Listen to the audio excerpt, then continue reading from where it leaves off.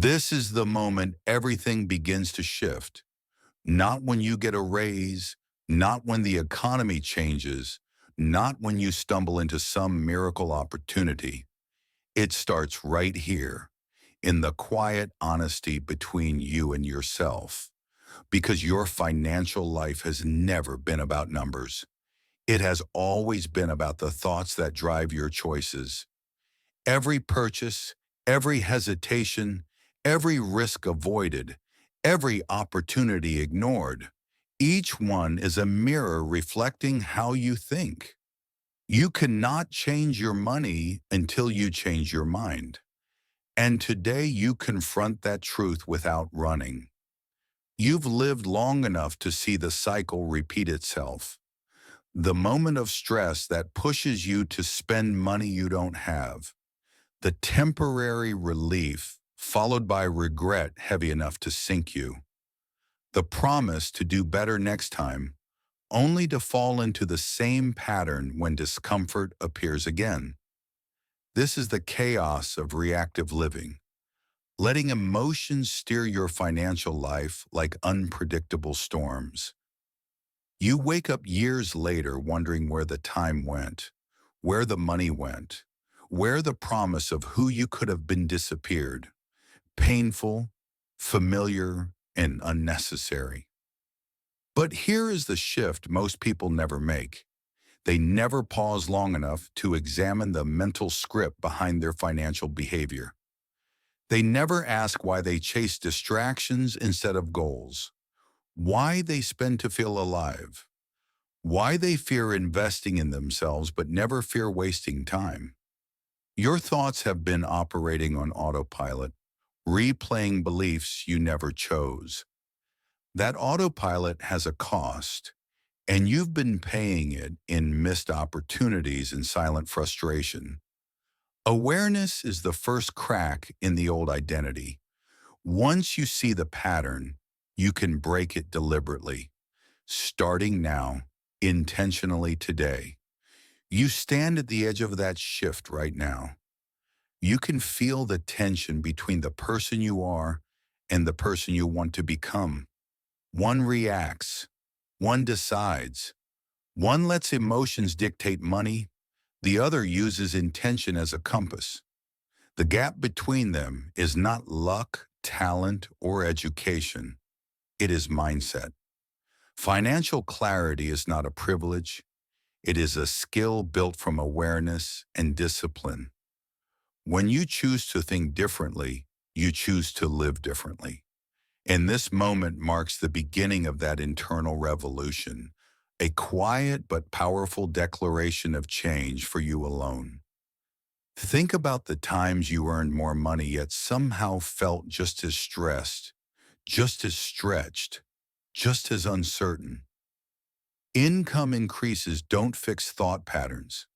Unmanaged emotions expand to fill every paycheck. This is why people with higher salaries still feel broke. Their mind never learned to lead. Their decisions never learned discipline. Your future changes the moment you stop outsourcing responsibility to circumstances and start reclaiming authority over your choices. Money does not respond to hope.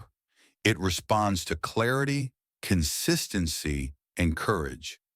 And those qualities are built inside you long before your bank account feels them as well.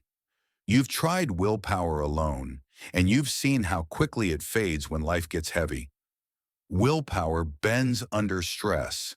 Mindset endures. This audiobook is not here to give you quick tips or shortcuts.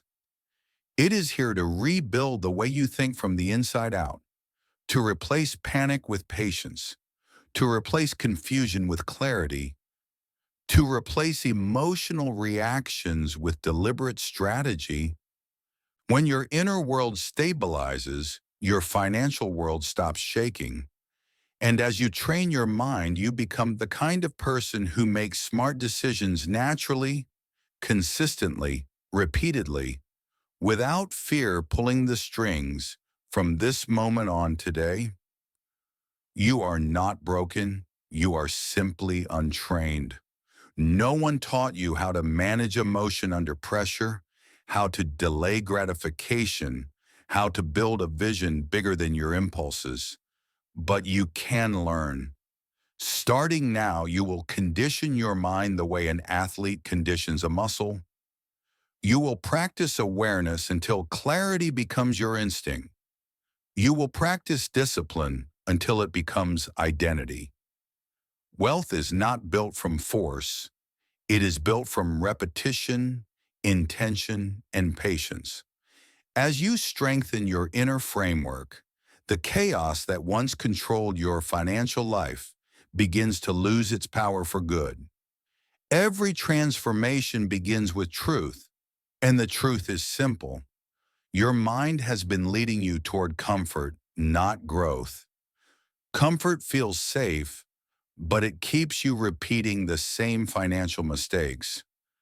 Growth feels uncomfortable, but it frees you. When you finally decide to choose growth over comfort, your relationship with money changes forever. You stop chasing temporary feelings and start building permanent foundations. You stop reacting and start directing. This audiobook will guide you through that shift step by step, preparing you to think like someone who builds wealth instead of someone who watches it slip away day after day. You are stepping into a new identity, one shaped not by fear, but by awareness. You will learn to observe your impulses without obeying them.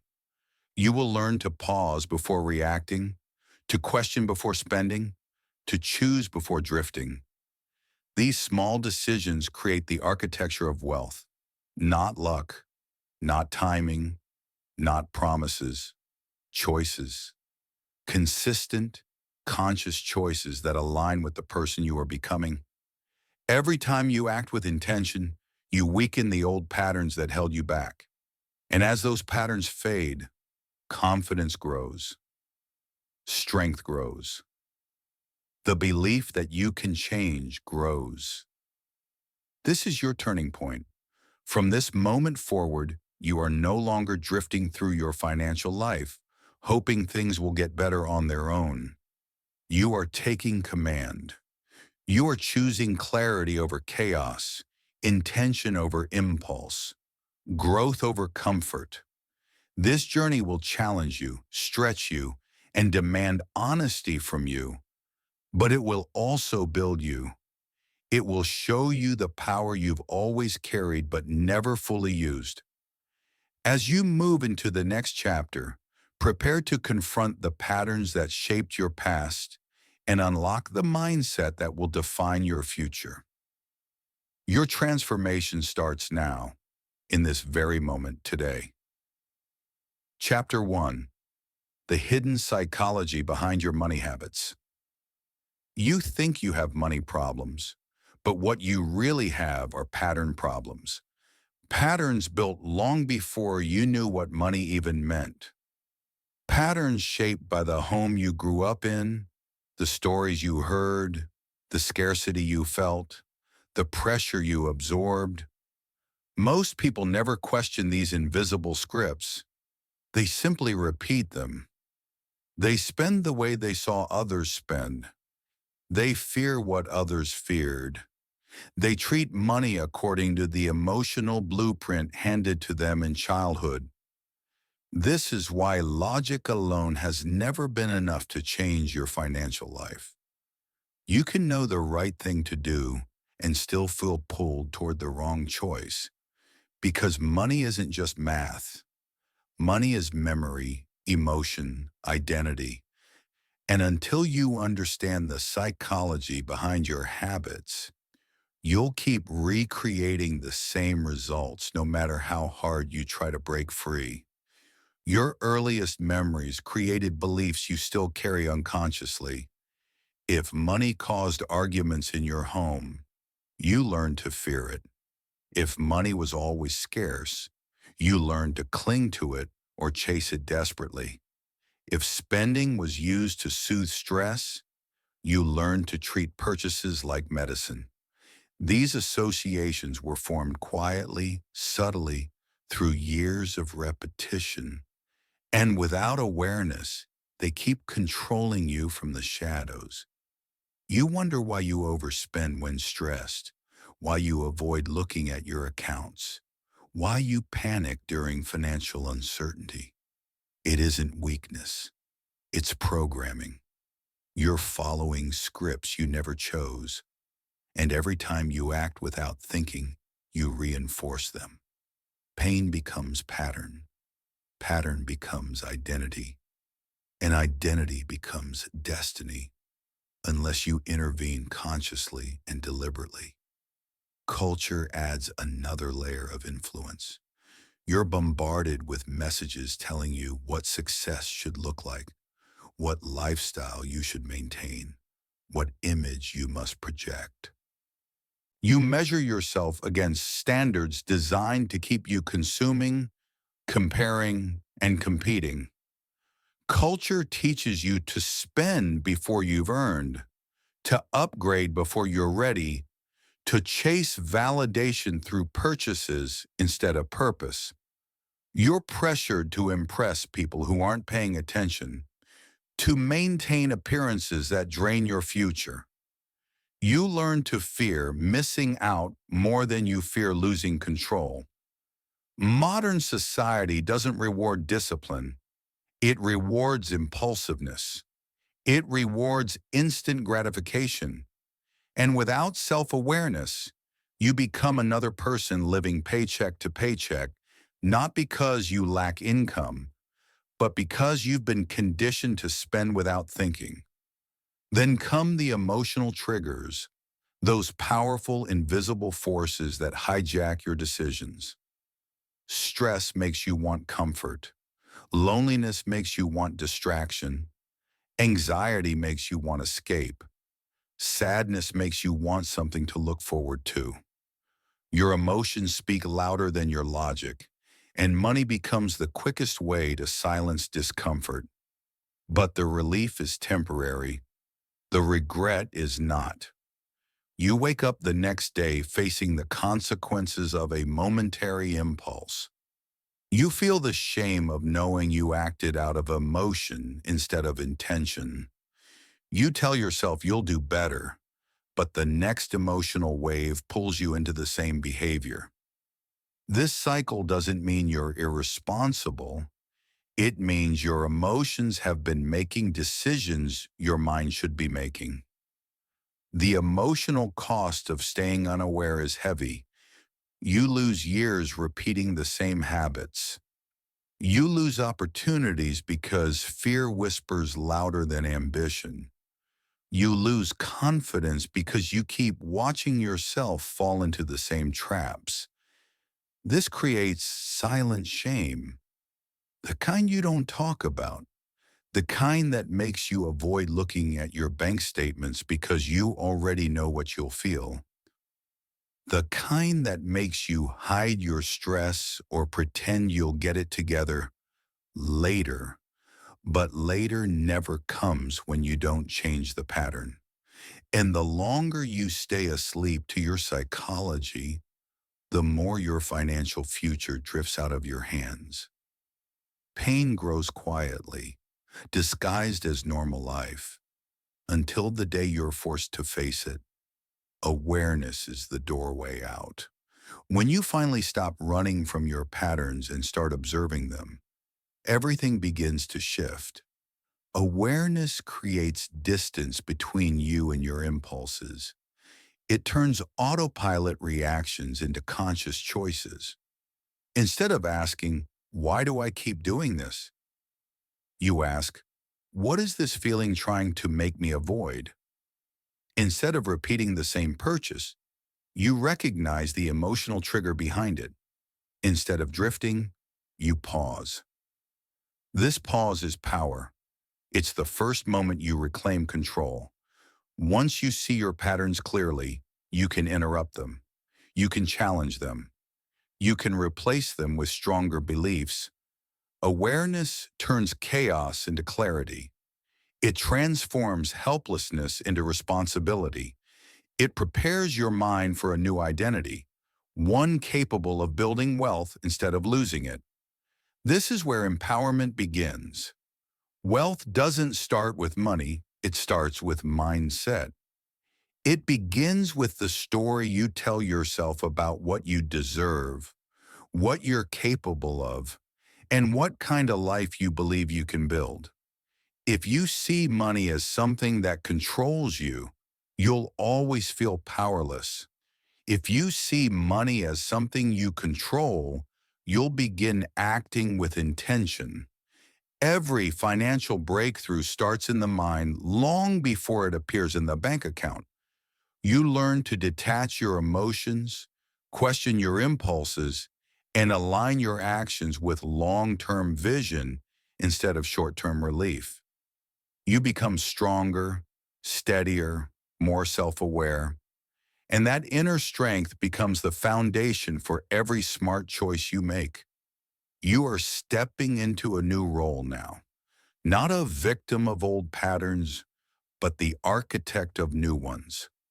This chapter marks the turning point where you stop blaming circumstances and start training your mind to lead. Before you can build wealth, you must rebuild the psychology behind your decisions. You must recognize the beliefs that shaped you, challenge the triggers that control you, and choose the identity of someone who thinks before acting. The moment you master your inner world, your outer world begins to follow.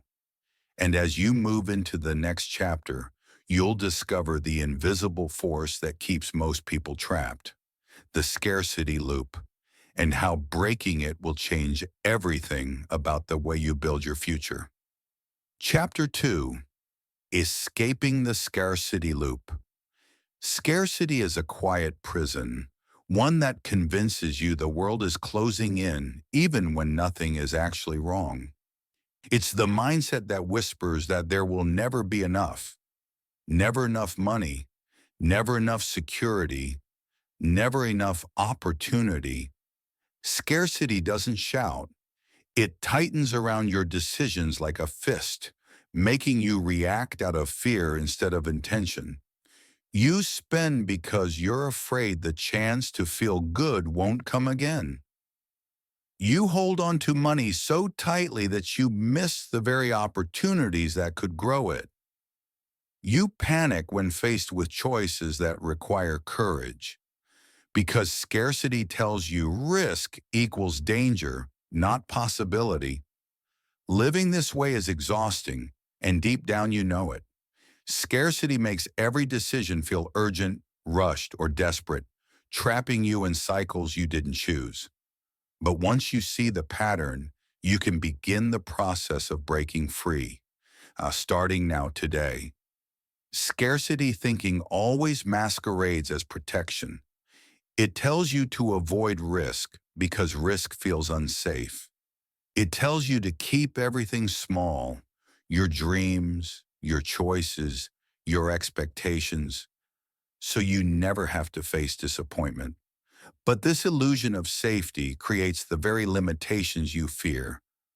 When you act from scarcity, you don't choose your future. You defend your past.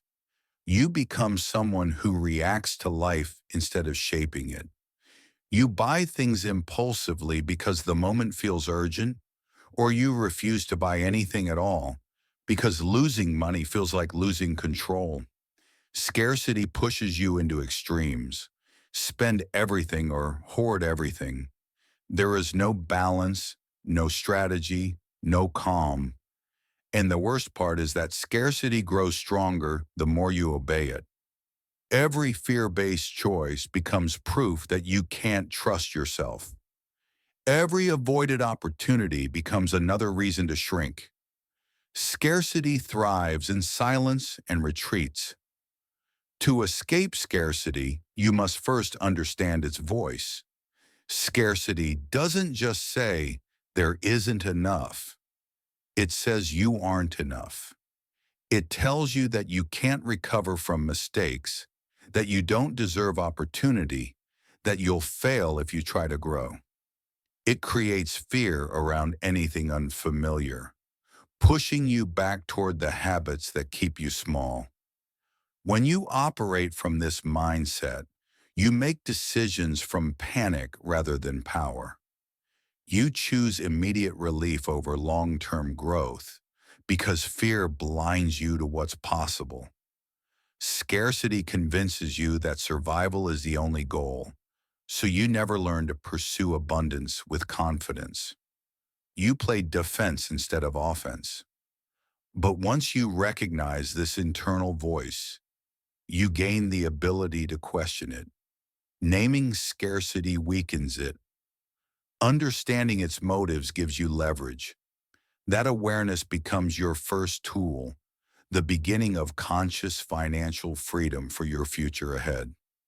Now contrast scarcity with the mindset of abundance.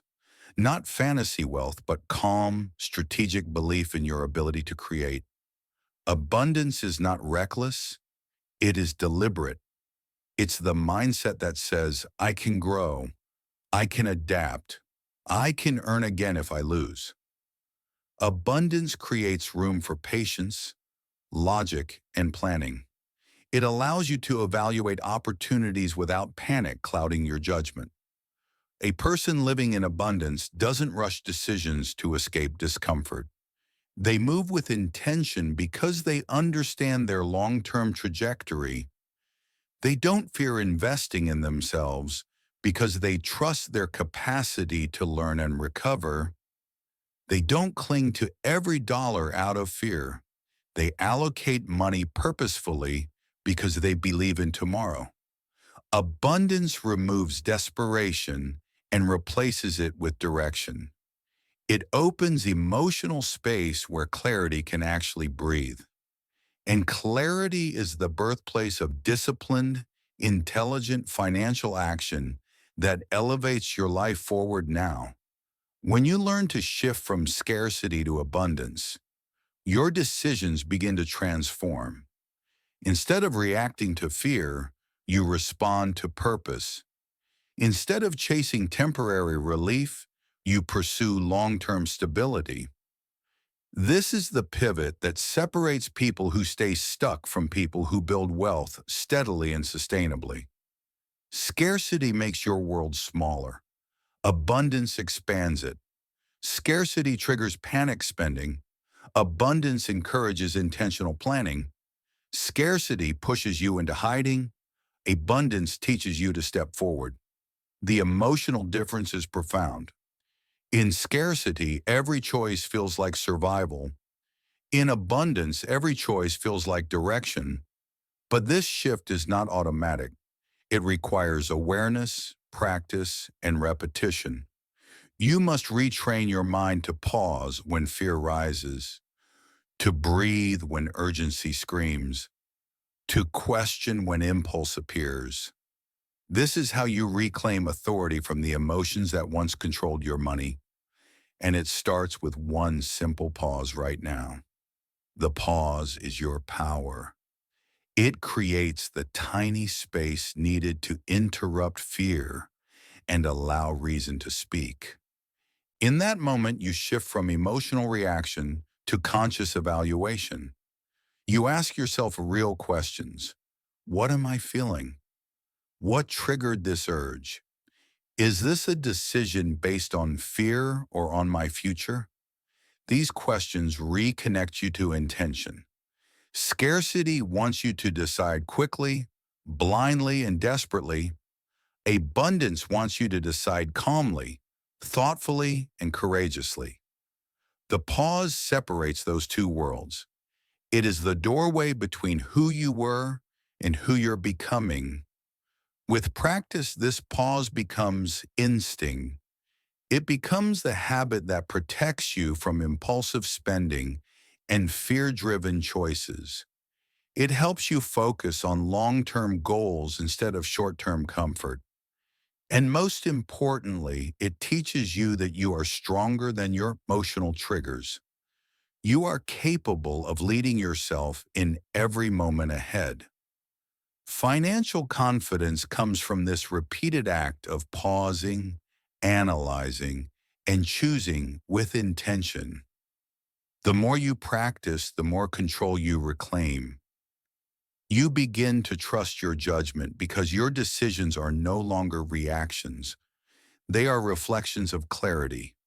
You stop fearing opportunities because you understand that you are capable of navigating risk intelligently. You stop hoarding money out of panic because you learn to allocate resources based on strategy, not fear. This is the foundation of true abundance, the belief that you can handle whatever comes. When you trust yourself, you no longer crumble under financial pressure. You adapt, you adjust, you grow. Scarcity loses its grip because it can no longer manipulate your emotions. Abundance strengthens your identity from the inside out. And with every intentional choice, you reinforce the truth that you are building a future based on discipline, direction, and confidence that carries you forward. This chapter prepares you for a deeper transformation. Escaping the scarcity loop isn't just about thinking differently. It's about becoming someone new, someone who no longer collapses under fear, someone who no longer lets emotion dictate financial choices, someone who moves with clarity instead of chaos. Your next steps involve strengthening the mental muscles that allow you to detach from impulses and act with purpose. You will learn to separate feeling from action, fear from logic, urgency from importance. This is the foundation of intelligent wealth creation. Scarcity built your past, but abundance will build your future. You are stepping into a mindset grounded in calm, patience, and strategic belief. The world looks different when you view it through possibility instead of panic. And as you move into the next chapter, you'll discover the practical mental shifts that make abundance your new default. Not a momentary feeling, but a way of life. Chapter 3: Reprogramming Emotional Spending Triggers. Emotional spending is a battlefield disguised as relief, a place where stress, boredom, and insecurity pull you into decisions that feel good for a moment but cost you far more later. You know the pattern well. Something triggers discomfort, and your mind reaches for the quickest escape, the easiest hit of pleasure, the fastest way to silence the noise inside you. You buy to feel better, not because you need anything. And for a few minutes, it works. The tension softens, the pressure fades, but the relief is temporary, and the consequence is not. After the moment passes, regret steps in, whispering that you lost control again. You promise yourself you'll stop, yet the cycle tightens its grip the next time you feel overwhelmed. Emotional spending is not about money. It is about trying to soothe pain without addressing the truth beneath it. And that truth demands awareness right now. Stress buying is one of the most common triggers because stress compresses your thinking until spending feels like the only release valve. In those moments, your brain searches for something fast, something comforting, something predictable. Buying gives you a brief illusion of control, a moment where you choose instead of react to pressure. But that control evaporates as soon as the receipt hits your inbox. The truth is that stress buying never solves the source of the stress. It only hides it. And the more you use purchases to cope, the more your mind associates money with emotional survival. This is how tiny habits become lifelong patterns. You are not weak for wanting relief, but you become trapped when relief becomes your reflex. The key is learning to recognize the moment before the impulse takes over, to notice the tension rising inside you before it directs your actions automatically today. Boredom buying operates differently, but its impact is just as damaging. When your mind feels understimulated, it looks for a spark, a hit of novelty, something to break the monotony. Shopping becomes entertainment, a distraction that fills empty space with artificial excitement. But boredom buying creates an emotional dependency, training your brain to solve emptiness with consumption instead of creativity or growth. The more you rely on purchases to feel stimulated, the harder it becomes to tolerate stillness, silence, or ordinary moments. This is how you slowly lose the ability to sit with yourself. And when you can't sit with yourself, you spend to avoid the discomfort of your own thoughts. Boredom buying builds a life where every quiet moment becomes a financial risk. But once you understand the motive underneath, you can start breaking the loop and reclaim your attention from the impulses pulling you outward right this moment. Validation buying is perhaps the most deceptive trigger of all. It masks itself as self-care, self-expression, or self-celebration. But underneath the surface lies a craving for approval, recognition, or emotional reassurance. You buy to feel worthy, to feel seen, to feel like you belong. Every purchase becomes a temporary boost to an identity you fear isn't enough on its own.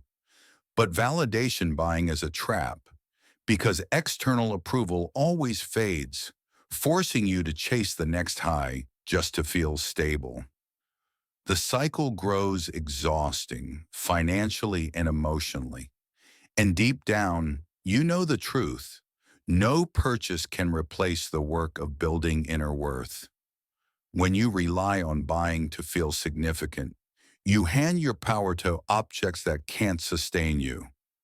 But when you learn to source validation from discipline, growth, and self-respect, your spending shifts from proving your value to expressing your values every single time. These emotional triggers create a powerful cycle of impulse and regret, one that repeats because it never gets interrupted. You act quickly, feel briefly relieved, and then carry the weight of another decision you wish you hadn't made. Over time, this pattern erodes your confidence. You begin believing you cannot trust yourself with money, that you lack discipline, that impulsive spending is simply who you are. But none of that is true.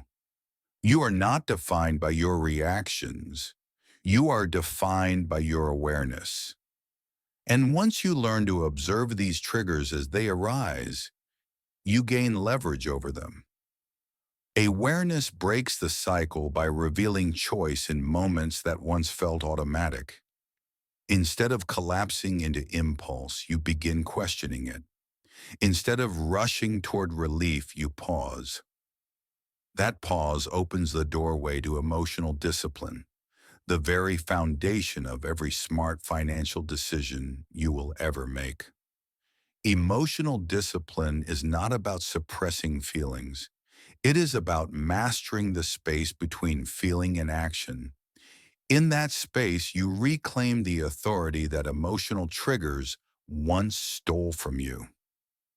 One of the most powerful tools you can develop is the financial pause ritual, a deliberate moment of breathing, noticing, and grounding before you spend. This ritual forces your mind to slow down, to return to clarity before making a choice. When you pause, you disrupt the emotional urgency that drives impulsive buying. You remind yourself that discomfort is temporary, but financial consequences are not. The pause ritual teaches you to tolerate emotional waves without reacting to them. Over time, this skill becomes a shield against unnecessary spending. It strengthens your sense of control and helps you make decisions that align with your long-term goals. In this pause, you learn to act from purpose rather than pressure in your life. Redirection is the next step, choosing a constructive action to replace the impulse that once controlled you. When the urge to spend rises, you can redirect your attention toward movement, reflection, or creation. Take a walk, write your thoughts, drink water. These small acts interrupt the emotional loop and remind your mind that you have alternatives. Redirection gives your brain a different outlet for the energy that once pushed you toward impulsive buying. Instead of numbing discomfort, you channel it into something that strengthens you. The more you practice this, the more natural it becomes. Your brain learns new pathways, new coping mechanisms, new patterns of response. Redirection transforms your relationship with discomfort by proving you do not need purchases to stabilize your emotions. You learn to navigate internal tension with clarity rather than escape, and that clarity becomes the birthplace of lasting financial discipline and emotional freedom for you now. This chapter leads you toward a deeper truth. Every smart financial decision is built on self-control, on the ability to feel without acting, to notice an impulse without surrendering to it. Emotional spending loses its power the moment you learn to witness your feelings instead of becoming them. You develop a strength that scarcity and impulsiveness cannot penetrate. You begin shaping your future instead of repeating your past. As you master these tools, awareness, the pause ritual, and redirection, you prepare yourself for a profound shift in identity. You move from someone who reacts to someone who chooses, from someone controlled by emotion to someone guided by clarity. And this shift sets the stage for everything that comes next. The more control you reclaim internally, the more empowered your external financial decisions become. You are building the foundation of discipline, and in the next chapter, you will learn how that discipline becomes lasting change. Chapter 4. The Discipline Formula. Building the habits that create wealth. Discipline is the quiet force that separates the people who dream about wealth from the people who build it. Motivation may spark the beginning, but discipline sustains the journey long after the excitement fades. Motivation is emotional. Discipline is structural.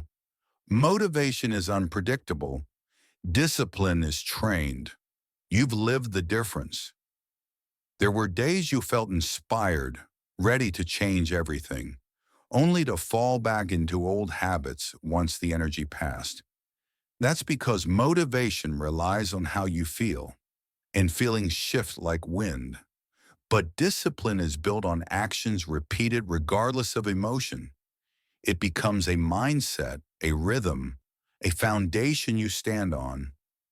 Think about the chaotic spender, the person who makes decisions in the heat of emotion, running from stress or chasing comfort. Their financial life constantly swings between pressure and regret. Then look at the calm planner, someone who moves with intention, someone who knows their numbers, someone whose habits protect their future. The difference isn't intelligence or income, it's discipline. Discipline creates order where chaos once ruled. It replaces anxiety with clarity. It takes the reactive mind and transforms it into a strategic one. When you rely on discipline, your spending reflects purpose instead of impulse, and the decisions that once overwhelmed you become decisions you handle with confidence. Discipline begins with structure, simple, repeatable actions that shape your identity over time. One of the most powerful structures is automatic saving. When you automate your savings, you remove the emotional negotiation that often causes you to abandon your goals. Money moves before you have the chance to talk yourself out of doing the right thing. It becomes a habit that requires no thought, no emotion, no debate. Automatic saving teaches your mind that your future deserves to be funded first. Even small amounts compound into something meaningful. Over time, this habit builds confidence because you see proof that you can follow through. Another essential habit is adopting personal spending caps.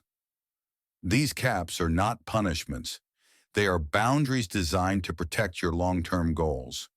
Without spending limits, emotions drive your choices. With limits, priorities drive them instead. Spending caps force you to evaluate purchases rather than default to impulse. They create room for awareness, intentionality, and honesty about what actually matters. Most importantly, they train your mind to think in terms of value instead of desire. When you understand that every unnecessary purchase takes you further from your future, discipline becomes something you choose willingly, not something you resist. Weekly reviews strengthen your discipline even more. A weekly review is a mirror. You see what you did well, where you slipped, and how you can realign. It replaces shame with strategy. Instead of ignoring your finances out of fear, you face them with clarity. This repeated act of honesty rewires your identity. You stop seeing yourself as someone who struggles with money and start seeing yourself as someone who takes responsibility. This shift is powerful. You are training your brain to handle finances like an architect, not like a survivor. Weekly reviews turn your goals from distant ideas into measurable progress you can track. The more you practice these habits, the more they transform your mindset. Discipline creates stability. Stability creates confidence. Confidence creates better decisions. Better decisions create wealth. You begin to move differently, think differently, choose differently. You no longer rely on leftover motivation to push you forward. You rely on the structure you built. Discipline gives you something motivation never could: consistency. And consistency is the compound interest of behavior. Small actions repeated over time become powerful outcomes that seem impossible to those who never built the habits to sustain them. Your financial life stops swinging wildly and starts aligning with your long-term goals. Discipline also rewires the way you respond to temptation. When you become disciplined, you stop collapsing into impulse and start questioning it. You learn to pause, breathe, and separate emotion from action. You recognize when your mind is drifting toward old patterns, and you bring it back with intention. This is how discipline becomes identity. You begin acting like someone who protects their future, someone who values long-term results more than short-term comfort. Every time you resist an impulse, you strengthen the muscle of self-control. Every time you choose clarity over chaos, your confidence grows. Eventually, discipline stops feeling like restriction and starts feeling like freedom. Freedom from anxiety, freedom from regret, freedom from the panic that comes from living without a plan. Discipline creates space in your life. Space for peace, space for growth, space for better opportunities. When your habits are aligned with your goals, life becomes lighter because you're no longer fighting against yourself. Discipline is not about limiting your life. It's about elevating it. It gives you power over your choices and direction over your future. Most people think discipline is hard, but the real hardship is living without it. You begin to understand that discipline is a form of self-respect. It's the decision to treat your future self with the same care you give to your present comfort. When you build disciplined habits, you invest in your own stability. You stop sabotaging your progress and start supporting it. This internal shift is the birthplace of wealth, the understanding that money grows in environments of order, intention, and patience. Discipline is the environment you create. It becomes the quiet force that pushes you forward even when circumstances try to pull you back. It becomes the foundation on which your financial strength stands. This transformation is not instant. It's built one habit at a time. It's built through repetition, honesty, and commitment.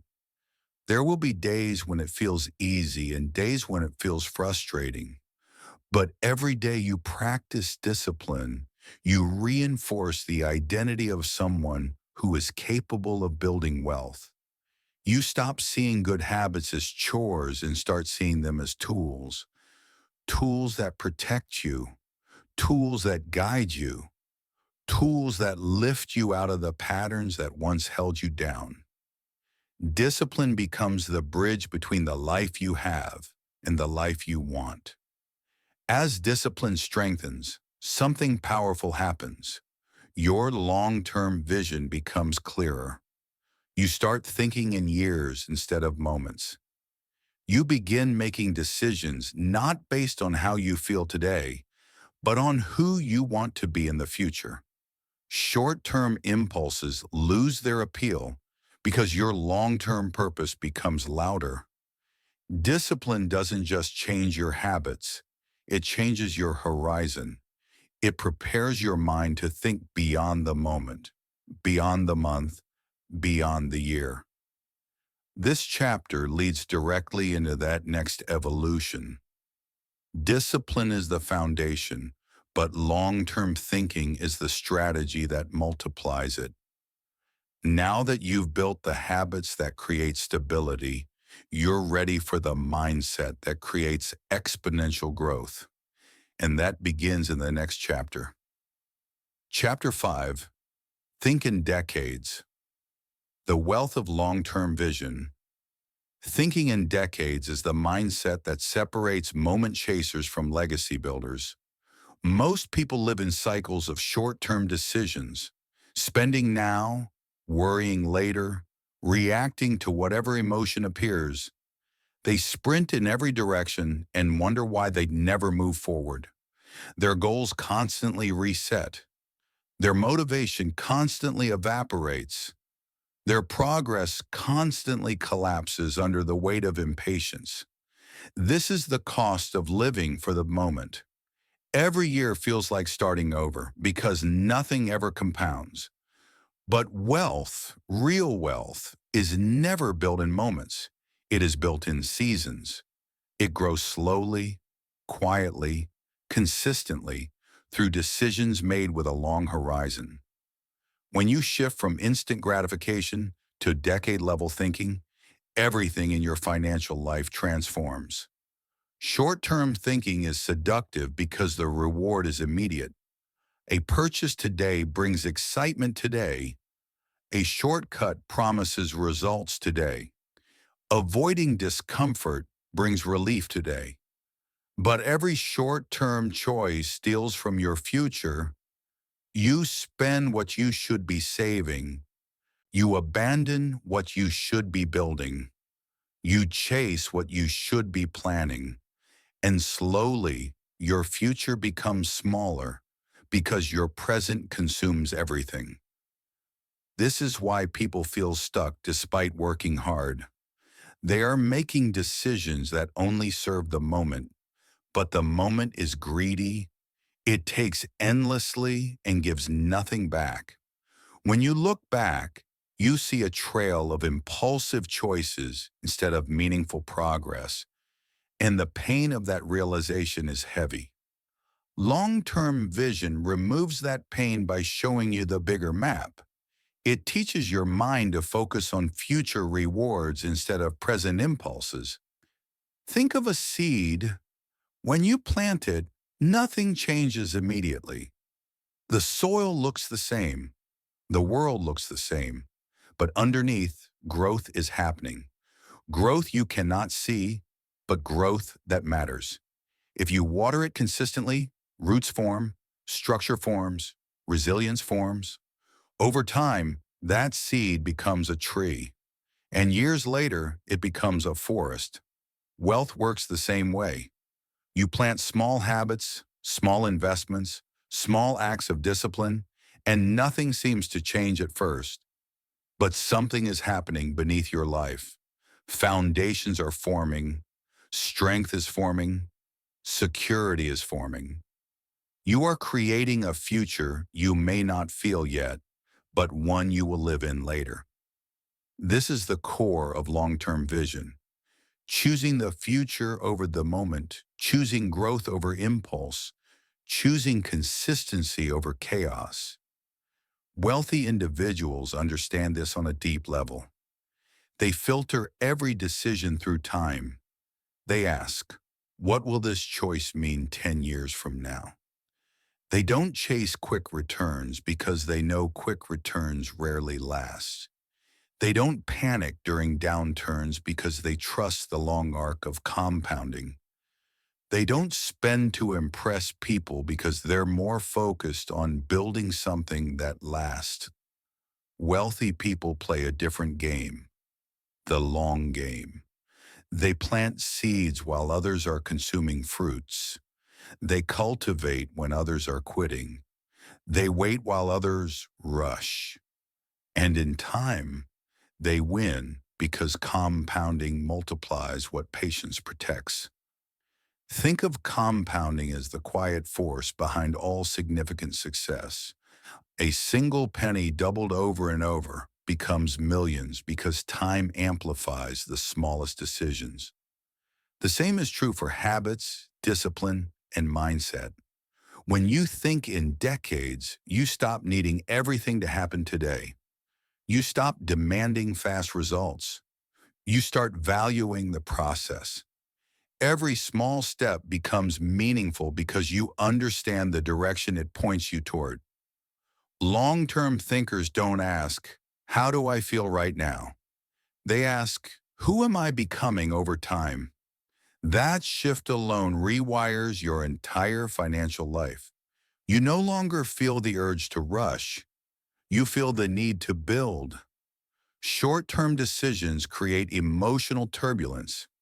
You panic when progress seems slow. You get discouraged when results don't show immediately. You chase something new because waiting feels uncomfortable. But this constant switching destroys momentum. Imagine planting a seed, then digging it up every week to check if it's growing. That's what short-term thinking does. You interrupt your own progress by expecting instant results. Long-term vision prevents that. It keeps you steady. It keeps you patient. It keeps you aligned. You learn to trust the process instead of constantly questioning it.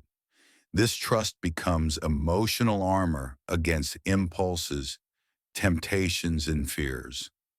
When you begin to think in decades, you judge your decisions differently. You ask different questions. Instead of, does this feel good today, you ask, will this still matter in 5 years? Instead of, is this comfortable right now? You ask, does this support the future I'm creating? This perspective makes your choices cleaner, clearer, and more strategic. You stop overspending because you see what those dollars could become. You stop procrastinating because you recognize the compounding cost of delay. You stop seeking shortcuts because you understand that anything built fast can crumble just as fast. You start living with intention instead of reacting to impulses. Long-term vision also changes the way you handle setbacks. When you think only in the short term, setbacks feel catastrophic. You panic. You give up. But when you think in decades, setbacks become data, lessons, adjustments, not failures, feedback. Long-term thinkers don't collapse when something goes wrong. They recalibrate. They understand that a single bad week, month, or year does not define their trajectory. This resilience is what allows wealth to grow, not perfection, persistence. The ability to stay aligned even when progress feels slow or invisible. That is the difference between those who build wealth steadily and those who never break their patterns. Thinking in decades also changes your relationship with risk. Scarcity fears risk because it only sees loss. Long-term vision embraces strategic risk because it sees potential.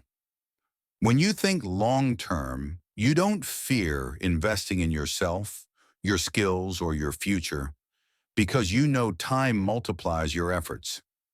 You don't fear discomfort because discomfort is part of growth. You don't fear uncertainty because uncertainty is where opportunity lives. Long-term thinkers make decisions based on where they want to be, not where they are right now. And that perspective opens doors most people never see because they're too focused on the present moment's fear. Over time, this mindset becomes your compass. It helps you decide which habits matter, which distractions to ignore, and which opportunities align with your future. You begin to see your life as a landscape, not a moment. You move with clarity. You build with purpose. You stop fighting for instant gratification and start building for long-term satisfaction. Your goals stop being fantasies and start becoming inevitabilities because your habits align with them. Long-term thinking becomes the engine behind your discipline, pushing you forward even when the process feels slow. You no longer need external motivation because your internal vision carries you. This chapter leads directly into how wealthy individuals manage risks and opportunities. When you think in decades, you don't just avoid bad decisions. You learn how to recognize good ones. You develop the mindset that sees beyond today into the future you are actively constructing. And that mindset is the foundation of every strategic financial move you will learn next. Chapter 6, The Calm Investor, Removing Emotion from Decision-Making. Investing is not just numbers and charts. It is an emotional battlefield. Fear and greed sit on opposite sides of every decision you make. Fear whispers that you're about to lose everything. Greed insists you must act now or you'll miss your chance forever. These emotional swings are powerful, and most people collapse under their pressure. They buy when excitement is high, not because it's smart, but because everyone else is buying. They sell when fear spreads through the crowd, not because it's wise, but because their mind cannot tolerate uncertainty. This is why impulsive investors lose money even in good markets. They make decisions from emotion, not from strategy. But the calm investor operates differently. The calm investor chooses principle over panic, clarity over chaos, long-term direction over short-term noise. Fear pushes you to panic sell at the worst possible moments. You've felt it before. The sinking feeling when prices drop, the urge to protect what's left, the desperate need to escape discomfort. Panic selling gives you emotional relief, but it also locks in losses and destroys years of progress. Greed is just as dangerous. It drives you into FOMO buying, rushing into hot trends because everyone else seems to be winning. You chase spikes, bubbles, and hype. Greed whispers that you'll be left behind if you don't act immediately, and the fear of missing out clouds your judgment. These emotional decisions feel urgent in the moment, but they sabotage your long-term goals. You end up buying high, selling low, and repeating the cycle again and again. The calm investor breaks this pattern by understanding one truth: emotions cannot predict the future. Emotions are reactions, not strategies. Fear reacts to uncertainty. Greed reacts to excitement. Both distort your perception of reality.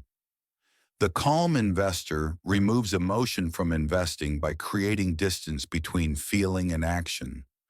They understand that when emotions rise, clarity falls. So they pause, evaluate, and return to principle. They don't chase the market. They follow a plan. They don't react to noise. They interpret information through a long-term lens. The calm investor knows that wealth grows through patience and consistency, not through emotional swings. Becoming a calm investor requires you to develop neutrality, an internal stillness that remains steady even when the market shakes. Neutrality doesn't mean you ignore your emotions. It means you don't obey them. You observe the emotion without turning it into action. You notice the fear, but you don't let it decide for you. You recognize the excitement, but you don't let it rush you. Neutrality gives you space to think clearly. It teaches you that discomfort is not danger, and excitement is not opportunity. It reminds you that temporary volatility does not define long-term outcomes.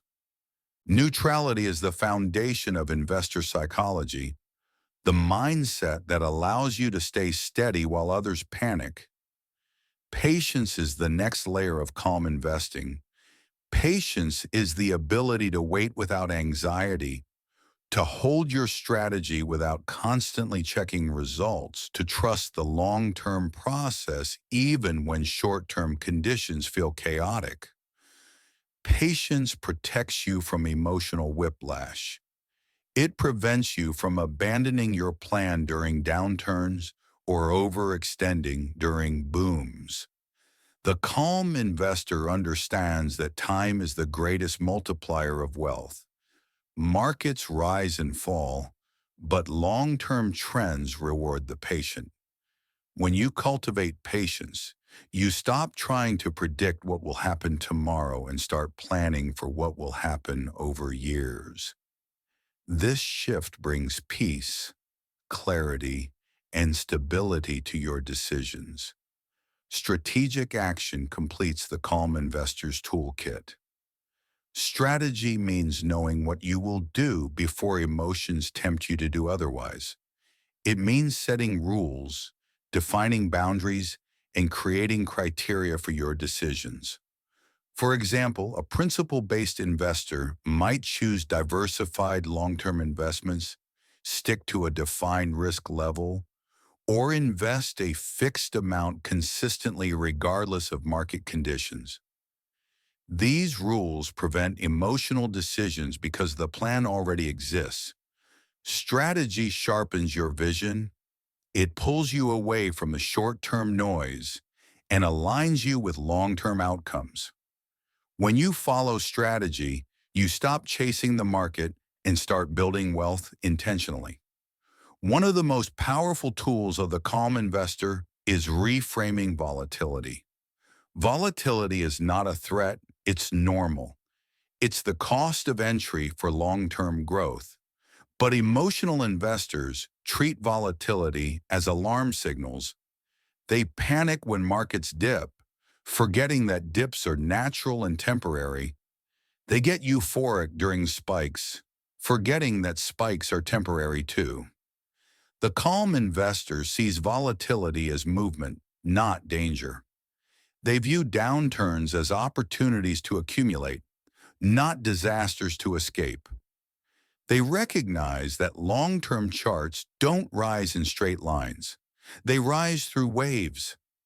This perspective protects them from emotional damage and financial self-sabotage. Another key to calm investing is separation from the crowd.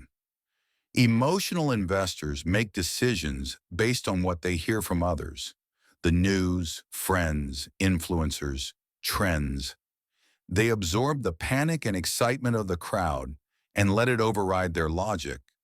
But the calm investor stands apart. They understand that crowd behavior is usually wrong at emotional extremes. When everyone is panicking, opportunities appear. When everyone is euphoric, caution is needed. The calm investor doesn't move with the crowd. They move with the data, the strategy, and the long-term trend. This independence is a superpower. It protects you from being manipulated by collective emotion. To cultivate emotional distance, you need frameworks that help you think clearly in any situation. One effective framework is the 10-year question. Will this matter in a decade? Most reactions fade when filtered through a long horizon. Another is the belief versus feeling filter. Am I making this decision because I believe it's right or because I feel pressured? A third is the pause principle. Do nothing for 24 hours before making any major change. These frameworks return you to neutrality. They slow your reaction time so you can act with intention instead of emotion. They keep you grounded in strategy. But the ultimate evolution of the calm investor is creating systems, personal systems that remove guesswork and reduce the need for emotional decisions. Systems can include automatic investing, predetermined allocation rules, rebalancing schedules, and risk limits.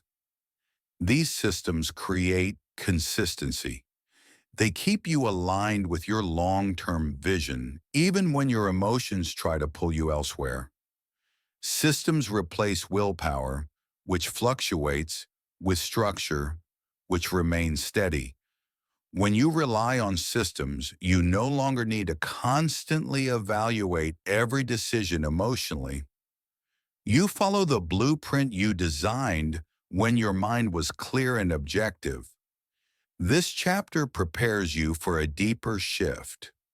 Once you understand how to remove emotion from investing, you begin to understand how to remove emotion from all financial decisions. The same calm mindset that guides your investments can guide your choices, your goals, and your direction. In the next chapter, you'll learn how to build these systems into the fabric of your financial life. Systems that create order, protect your progress, and support long-term growth, even when emotions rise. This is how you transition from reacting to leading, from chaos to structure, from fear to clarity. Chapter 7. Systems over stress. Automating your financial life. Systems succeed where willpower fails. Willpower fluctuates, weakens, collapses under pressure. Systems stay steady. They don't get tired, overwhelmed, or distracted. They don't forget your goals when life gets stressful. Most people rely on willpower to manage their money, and that's why they struggle. They try to remember to save, try to avoid overspending, try to invest consistently, try to stay organized. But trying is fragile. Trying depends on mood, energy, and motivation. And motivation disappears the moment life becomes chaotic. When you rely on willpower to control your finances, You are walking into a battle unarmed, hoping discipline magically appears, but systems remove the need for hope. Systems create a structure that protects your future even when your mind is exhausted. Think about the pain of managing your financial life manually. You tell yourself you'll save extra this month, then forget. You promise you'll track your spending, then stop after a week. You swear you'll invest consistently, then hesitate when emotions rise. Every task becomes another item on a list you never seem to finish. This constant mental load drains your focus. It makes money feel heavy, stressful, and complicated. You carry the weight of decisions that should be automated.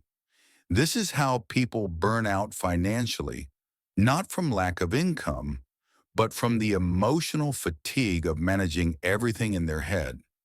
When your finances depend on memory and motivation, consistency becomes almost impossible. Stress becomes the default, and progress becomes slow. Systems free you from this exhaustion. A system is a process that works the same way every time. It doesn't ask how you feel. It doesn't wait for motivation. It simply executes. Automatic saving, automatic investing, scheduled bill payments, planned spending patterns. These remove dozens of decisions from your daily life.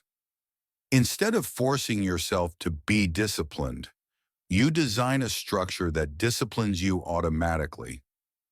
The moment your paycheck arrives, money moves to the right places without negotiation. Your habits operate in the background, protecting your future without requiring your constant attention. This is the foundation of automated wealth. Predictable actions repeated consistently without emotional interference. Automatic investing is one of the most powerful systems you can build. When you automate your investments, you remove fear, hesitation, and overthinking. You stop trying to time the market, stop waiting for the perfect moment, stop panicking during dips. Money flows into your investments at the same time every month, regardless of the noise around you. This consistency harnesses the power of compounding. It allows you to benefit from both highs and lows. It transforms investing from an emotional roller coaster into a steady engine of growth. The calm investor you learned about in the previous chapter becomes even calmer when systems take over the process. Planned spending is another system that eliminates chaos. Most people spend reactively, letting emotions decide where money goes. A planned spending system allocates your money before impulse ever has a chance to intervene. You decide your spending priorities in advance: essentials, goals, personal enjoyment, and you automate what can be automated. This removes guilt from purchases because everything already has a purpose. It also eliminates the monthly scramble, the feelings of, where did my money go? And the constant fear of overspending. Planned spending creates order, clarity, and confidence. It turns your financial life from a guessing game into a structured design. Scheduled reviews complete the system. A weekly or monthly financial review is where awareness meets structure. This is not a moment for punishment. It's a moment for clarity. You look at what worked, what didn't, and what needs adjusting. When reviews are scheduled in advance, they become part of your rhythm. They prevent avoidance, denial, and drifting. They keep you connected to your long-term goals without overwhelming you with daily stress. A structured review process provides accountability not through shame, but through awareness. It tells you exactly where you stand so you can adjust with intention rather than emotion. Once systems are in place, the emotional fog around money begins to fade. You feel lighter. You feel more grounded. You feel more in control. Anxiety decreases because uncertainty decreases. You no longer have to wonder whether you saved enough this month or whether you invested properly. Your systems did it for you. You no longer feel guilty about spending because your spending plan already accounted for it. Your financial life organizes itself while you focus on living. This freedom is not accidental. It is engineered. Systems remove stress by removing the need for constant decision-making. Decision fatigue dissolves and emotional fatigue disappears with it. This shift is profound. When your basic financial habits are automated, your mind is free to think beyond survival. You stop operating in reaction mode. You stop firefighting crises. You stop repeating the same mistakes. You gain the mental bandwidth to focus on expansion, growing your income, developing skills, pursuing opportunities that create real upward movement.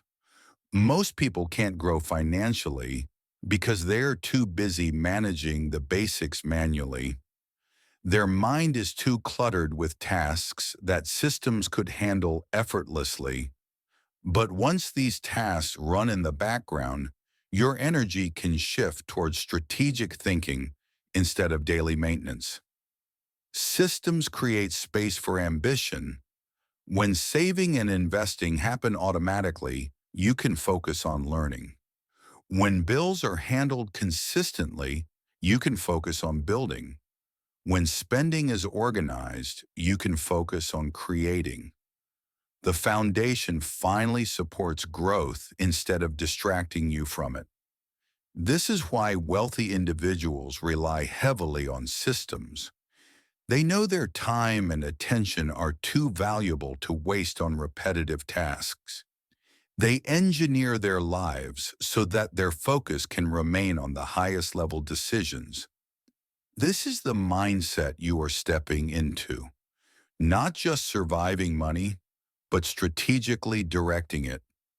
Systems don't eliminate effort, they multiply it. They take the work you would normally do inconsistently and turn it into a reliable, repeatable structure. They allow your habits to compound the same way your investments do. Systems turn good intentions into guaranteed actions. They protect you from your weaker moments and amplify your stronger ones. They stabilize your financial identity so that you can rise without being pulled back by old patterns. Systems turn discipline from something you try to something that simply happens. Over time, these systems shape your identity. You begin to see yourself as someone who is organized, consistent, strategic, someone who follows through, someone who doesn't crumble under stress because their habits are built to withstand it. Your confidence grows, not because you are perfect, but because your systems support you. And as your confidence grows, so do your results. You break the cycle of inconsistency and finally experience the power of sustained progress. You feel momentum building. You feel clarity returning. You feel your financial life shifting from effort to structure. This chapter prepares you for an even bigger pivot. Once your systems handle the foundation, saving, investing, spending, you gain the greatest advantage of all, the ability to focus on income expansion. Wealth is built not only by managing money effectively, but by earning more intentionally. And now that your financial base is automated, you are ready for that shift. In the next chapter, you will learn to expand your income, elevate your opportunities, and break your own earning limits. Chapter 8. Expanding your income. Thinking beyond your current limitations. Most people never expand their income because they never expand the identity that controls it. They see themselves as someone who earns what they earn, someone locked into a fixed number, a fixed level, a fixed reality. Somewhere along the line, they accepted the belief that they can't earn more, don't deserve more, or don't have the ability to reach higher levels of value.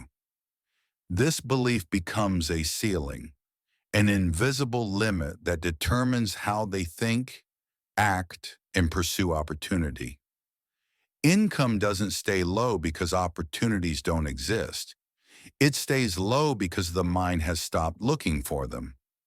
You cannot outperform the identity you believe in, and if that identity is small, your income remains small. This chapter exists to dismantle that ceiling forever. The painful truth is that most people stay stuck because they're loyal to their limitations. They cling to beliefs they never chose. I'm not skilled enough. I'm not qualified. I'm not the type who earns a lot. These beliefs feel familiar, so people repeat them until they sound like facts. This mental script keeps them trapped in the same roles, the same income bracket, the same patterns year after year, and the emotional cost is heavy. You feel frustration because you know you're meant for more. You feel envy because you see others growing. You feel doubt because you think something is wrong with you. But nothing is wrong with you. Only the story you've been told about what's possible for you. And stories can be rewritten the moment you decide to challenge them. Income expansion begins with identity expansion. Before you earn more, you must become someone who believes they can, someone who sees themselves as capable of creating value, capable of learning skills, capable of contributing at higher levels. When you shift your internal narrative from I can't to I can learn, everything opens. Income is not a reflection of your worth. It is a reflection of your ability to create value in ways that matter. And value is a skill, a learnable skill, a stackable skill, a skill that grows the more you invest in yourself. This is the empowering truth wealthy people understand. Income is not about luck. Income is about evolution. Skill stacking is one of the most powerful ways to expand your value. Most people rely on one skill and wonder why their earning potential never changes. But when you combine skills, communication, strategy, technology, creativity, leadership, problem solving, you become rare. Rare people are valuable, and valuable people earn more. You don't need to be exceptional at everything.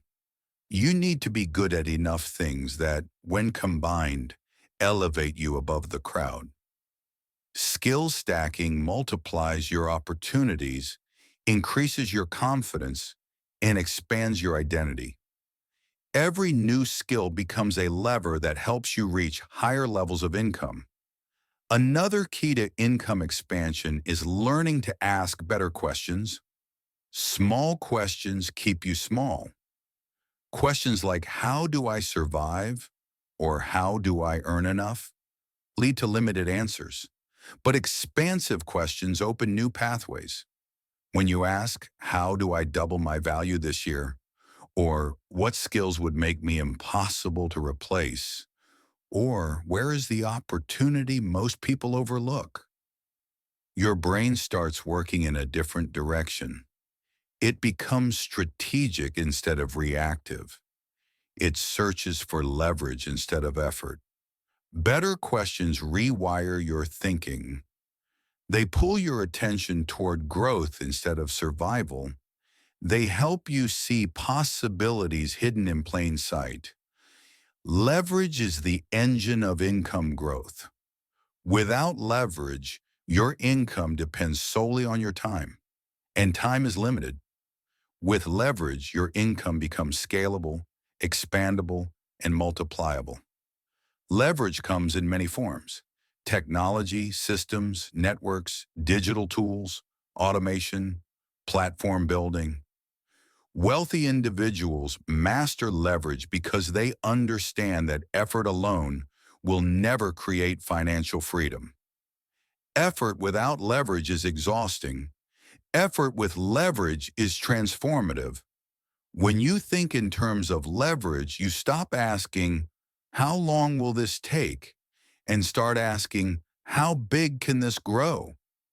That single shift turns limitations into possibilities. To see beyond your current income, you must also look beyond traditional routes. Most people only see the paths they've been shown: linear careers, fixed salaries, predictable steps. But income expansion often comes from the routes that aren't obvious: freelance skills, digital products, consulting, market knowledge, licensing, online platforms, leadership roles, investing in yourself in ways that compound. These paths exist everywhere, but scarcity thinking blinds people to them. Long-term thinkers recognize that income is not one path. It is a landscape. And the more you explore that landscape, the more opportunities you find. When you step outside the box, you stop inheriting limitations and start creating options. To break your earning ceiling, you must confront the mental blocks that sabotage your growth: fear of failure, fear of rejection, fear of being seen, fear of change, fear of discomfort. These fears shape your income more than any external factor ever could. You avoid opportunities not because you're unqualified, but because fear convinces you you'll fail. You stay silent in meetings not because you have nothing to say, but because you fear judgment. You avoid leveling up your skills not because you can't learn, but because learning feels uncomfortable. These are the invisible forces that keep people small. But fear loses its power when you take action anyway. Courage is not the absence of fear. It is the decision that growth matters more. Income expansion requires you to lean into discomfort, because discomfort is where growth lives. Every new skill will feel awkward at first. Every new opportunity will feel intimidating. Every new challenge will stretch your identity. But that stretch is how you evolve. That stretch is how you rise. When you embrace the discomfort of growth, your earning potential expands automatically. You stop playing defense with your life and start playing offense. You stop waiting for opportunities and start creating them. You stop shrinking to fit your old identity and start expanding to fit your new one. The moment you start to believe you can earn more, your behavior shifts. You study more deeply. You practice more intentionally. You take smarter risks. You seek rooms where you are not the most knowledgeable. You build networks. You contribute more. You become someone who thinks in terms of value, not just income, and that identity change becomes magnetic. Opportunities begin to appear because your mindset is aligned with growth. People begin to recognize your potential because you carry yourself differently. You begin to outgrow your old patterns, your old assumptions, your old limits. Income expansion is not a lucky break. It is a mental evolution. It begins the moment you stop thinking from your limitations and start thinking from possibility. It grows as you develop skills, seek leverage, ask bigger questions, and confront your fears. It strengthens as you stop accepting your current income as your final income. You are not capped. You are not finished. You are not defined by what you earn today. You are defined by how far you are willing to stretch, adapt, and rise. And now that your financial systems are in place, you finally have the mental clarity to grow. Your foundation is stable. Your habits are aligned. Your mind is focused. This is the perfect moment to break the earning ceilings you once believed were permanent, because the next chapter will take you even deeper into the patterns that silently sabotage your income and how to eliminate them so nothing stands between you and the future you are building. Chapter 9: Breaking Financial Self-Sabotage Patterns. Financial self-sabotage is one of the most painful battles you'll ever fight because the enemy isn't outside of you. It's inside. It's the quiet voice that tells you to wait a little longer, even when waiting is destroying your momentum. It's the urge to delay decisions you know are necessary. It's the pattern of avoiding responsibility because responsibility feels overwhelming. It's the sudden burst of excitement followed by the equally sudden loss of motivation. You aren't failing because you lack intelligence. You aren't failing because you lack opportunity. You are failing because your internal resistance keeps pulling you back into patterns that feel familiar but keep you small. And the most painful part is watching yourself repeat the cycle over and over again, even when you can see the damage it's doing. Procrastination is one of the most recognizable forms of self-sabotage. You delay important actions because they feel uncomfortable or uncertain. You tell yourself you'll start investing next month, learning next week, applying for opportunities later. You wait for the right mood, the right moment, the right wave of motivation. But those moments rarely come, and your life becomes a series of almost. Almost started, almost changed, almost grew. Procrastination doesn't protect you. It slowly steals your future while pretending to keep you safe. And deep down, you feel the weight of everything you postponed. You feel the guilt, the frustration, the resentment toward yourself. Procrastination turns potential into pressure, and the longer you delay, the heavier that pressure grows. Overanalysis is another trap that keeps you stuck. When you overthink, you drown in possibilities. You analyze every scenario until taking action feels impossible.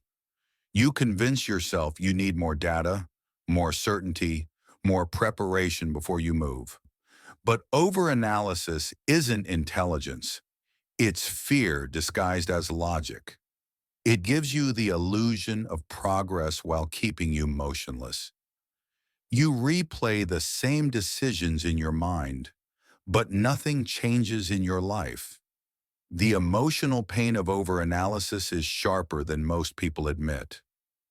You feel mentally exhausted, frustrated by your own hesitation, and ashamed of how long simple decisions take. You become afraid of choosing wrong instead of afraid of not choosing at all. And that fear becomes a cage. Fear of success is one of the most misunderstood forms of self-sabotage. Most people fear failure, but those who fear success fear what success will demand from them. They worry they might not be able to maintain it, that growth will increase pressure, that expectations will rise. Success feels intimidating because it requires responsibility, consistency, and visibility. If you've spent years feeling unnoticed or underestimated, the idea of stepping into your full potential feels overwhelming. You wonder whether you'll disappoint others. You wonder whether you'll disappoint yourself. And so you shrink. You play small. You stay in environments where your potential goes unused because unused potential feels safer than unexplored greatness. But hiding from success drains your confidence, leaving you with a constant feeling that you're meant for more, but unable to claim it. Fear of responsibility is another internal barrier that keeps you from expanding your wealth. Responsibility means owning your choices, owning your results, owning your growth. It means admitting that your future depends on you, not luck, not circumstance, not someone else's approval. For many people, this level of ownership feels heavy. They fear making mistakes. They fear being held accountable. They fear the pressure of having to sustain growth, and so they avoid decisions that could elevate them. They stay at jobs that limit them. They refuse opportunities that stretch them. They settle for financial patterns that feel predictable, even if those patterns limit their progress. This fear creates a quiet frustration that lingers beneath the surface, a constant tension between who you are and who you could become. The emotional pain of repeating these patterns is real. It is the pain of knowing better, but not doing better. It is the pain of watching your potential fade behind habits you can't seem to break. It is the pain of feeling stuck in a loop you created, but don't know how to escape. Self-sabotage doesn't destroy you quickly. It destroys you slowly, through 1,000 tiny choices that compound over time. But the moment you become aware of these patterns, their power begins to weaken. Self-awareness is the first step towards self-liberation. You cannot change what you refuse to see, but once you recognize the pattern, you can interrupt it. And that interruption is the start of your transformation. Self-diagnosis is one of the most powerful tools for breaking financial sabotage. It requires honesty, brutal, compassionate honesty. You must ask yourself, what am I really afraid of? What thoughts do I keep avoiding? What decisions do I delay? Where do I sabotage my progress the most? These questions reveal the emotional triggers behind your habits. They show you the beliefs shaping your behavior. They uncover the internal narrative that has been controlling your decisions. Once you understand your patterns, you can challenge them. You can examine whether they serve your future or protect your fears. Self-diagnosis isn't about judgment, it's about clarity. And clarity gives you power. Identity upgrades are the next step. You cannot break sabotage patterns with the same identity that created them. You must become the kind of person who behaves differently, someone who starts instead of postpones, someone who chooses clarity over overthinking, someone who steps into success instead of shrinking from it, someone who accepts responsibility instead of resisting it. Identity drives behavior. When you shift how you see yourself, you shift how you act. The question becomes, who are you becoming? Not who were you, not who do others think you are, but who will you choose to be now? When you align your identity with growth, your actions begin to reflect strength instead of fear. Accountability structures turn identity into habit. These include routines, systems, and supportive environments that reinforce your new identity. When you build structures around your goals, scheduled check-ins, financial reviews, progress tracking, you reduce the room for sabotage. Accountability removes guesswork. It protects you from your weaker moments. It transforms intention into consistency. Without accountability, sabotage wins because nothing interrupts the pattern. With accountability, you stay aligned, you stay aware, you stay responsible, and responsibility becomes empowering instead of frightening. The more accountable you become, the more confident you feel in your ability to shape your financial future. As you build these tools, you begin to see the truth. The greatest wealth block is not lack of opportunity, it is internal resistance. External obstacles may slow you, but internal resistance stops you entirely. Overcoming this resistance is the gateway to confidence. When you break self-sabotage patterns, you stop questioning your potential, you stop doubting your ability, you stop fearing success. You begin acting with intention, clarity, and strength. Your decisions become aligned with your future instead of your fear. You realize that wealth starts inside, long before it appears outside. Confidence grows not from perfection, but from knowing you can trust yourself to follow through. This chapter marks the turning point where you stop fighting yourself and start leading yourself. You understand your patterns now. You know your triggers. You know your fears. And you have the tools to rise beyond them. As you move into the next chapter, you will learn how confidence fuels wealth even when you start from zero, because once internal resistance breaks, nothing can stop the momentum that follows. Chapter 10. The confidence to build wealth. Even from zero. Confidence is not something you earn after you become wealthy. Confidence is the reason you become wealthy. It is the inner engine that drives every decision, every risk, every opportunity you choose to pursue. Most people wait to feel confident until their circumstances look different, but that day never comes.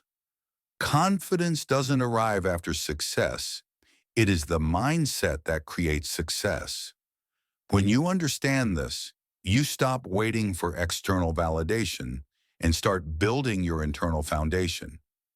You begin realizing that confidence is not arrogance, it is certainty. Certainty in your ability to learn, adapt, and rise no matter where you begin. The timid financial identity says, I hope things work out.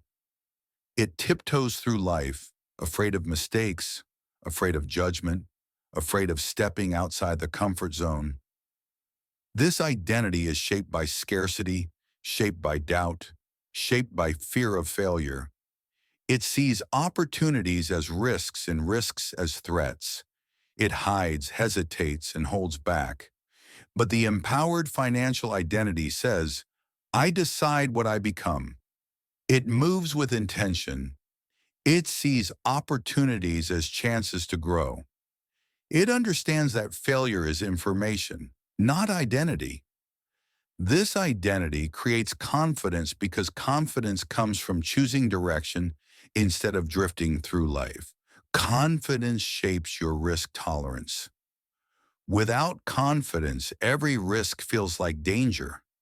You avoid investments because you fear losing money. You avoid new roles because you fear not doing well. You avoid learning because you fear feeling incompetent. But confidence reframes risk as possibility. It tells you that you can handle setbacks, that you can recover, that you can figure it out. Confident people don't avoid risk. They manage it, they evaluate it, they take calculated steps because they trust their ability to adapt. And this trust opens doors that fear always keeps locked. Wealth grows in the space where confidence pushes you forward despite uncertainty. Confidence also transforms the way you negotiate. People with low confidence undervalue their skills, their time, and their contributions. They accept less because they believe they're worth less. They don't ask for raises, don't demand fairness, don't assert their value. But confident people negotiate from strength, they communicate clearly, they advocate for themselves, they understand the value they bring, and they ask accordingly. Negotiation becomes less about, can I get this? And more about, this is what aligns with my worth. The financial gap between timid negotiation and confident negotiation is enormous. Over time, this difference compounds into thousands, even millions. Confidence influences your career choices as well. Without confidence, you stay in roles that are safe but stagnant. You decline opportunities because you feel unprepared. You hesitate to apply for positions that stretch you. You choose predictability over potential, but confidence pushes you into environments that elevate you. It encourages you to learn skills that once intimidated you. It guides you toward higher value work. It pushes you into rooms where growth happens. Confidence shifts your identity from a passive employee to an active architect of your professional path. And when you take control of your career, your income follows. Consistency is another expression of confidence. When you lack confidence, you stop when progress is slow. You second-guess every move. You abandon long-term plans because short-term discomfort scares you. But confident people persist. They trust the process because they trust themselves. They understand that discipline is an act of belief, belief that your future is worth the effort. Consistency becomes easier when you know you can rise above setbacks. Wealth doesn't respond to intensity, it responds to consistency. Confidence keeps you consistent through difficulty, doubt, and delay. Confidence does not mean knowing everything. It means trusting your ability to learn. You don't need certainty to start. You don't need experience to begin. You don't need perfection to make progress. You need belief, belief that you are capable of improvement. Wealthy people are not brave because they never doubt. They are brave because they act in spite of doubt. They choose growth over fear. They make decisions based on who they want to become instead of who they currently are. Confidence is built through action. Every time you take a step forward, you reinforce the belief that you can handle the next one. Confidence also frees you from comparison. When you lack confidence, you measure your progress against everyone else. You feel behind, you feel inadequate, you feel like everyone else knows something you don't. But confidence shifts the focus inward. You stop comparing and start improving. You stop competing against others and start competing against your former self. Confidence makes you understand that your timeline is not the world's timeline. Your growth is personal. Your path is yours alone. When you stop trying to outrun people and start trying to elevate yourself, your financial identity strengthens. You begin to operate from grounded purpose rather than insecurity. The key to building confidence from zero is collecting evidence of your own capability. Every small win becomes proof that you can rise. Every difficult task you complete becomes fuel. Every obstacle you overcome adds weight to your identity. Confident people are not born with belief. They build it through challenge. They don't wait to feel ready. They create readiness through action. And each piece of evidence reinforces the idea that success is not reserved for the lucky. It's earned by the persistent. When you embrace this truth, confidence stops being a feeling and becomes a practice. Confidence also shapes how you recover. People without internal confidence collapse when things go wrong. They see setbacks as signals that they're not capable. They interpret failure as a personal flaw. They give up easily. But confident individuals recover faster because they see challenges as part of the journey. They don't take failure personally, they take it as feedback. They don't retreat, they recalibrate. Recovery is a muscle, and confidence strengthens it. The ability to stand up after falling is the reason wealth builders succeed over the long term. They expect difficulty, and it never derails them. Confidence becomes unstoppable when paired with resilience. Resilience is the backbone of wealth builders, the ability to endure setbacks without losing direction. Confidence tells you that you can rise. Resilience ensures that you do. These two forces create internal momentum. They push you forward when progress slows. They keep you steady when results lag. They help you stay in the game long enough for compounding to reward you. Wealth doesn't appear overnight. It appears through persistence. And persistence is the expression of resilience combined with confidence.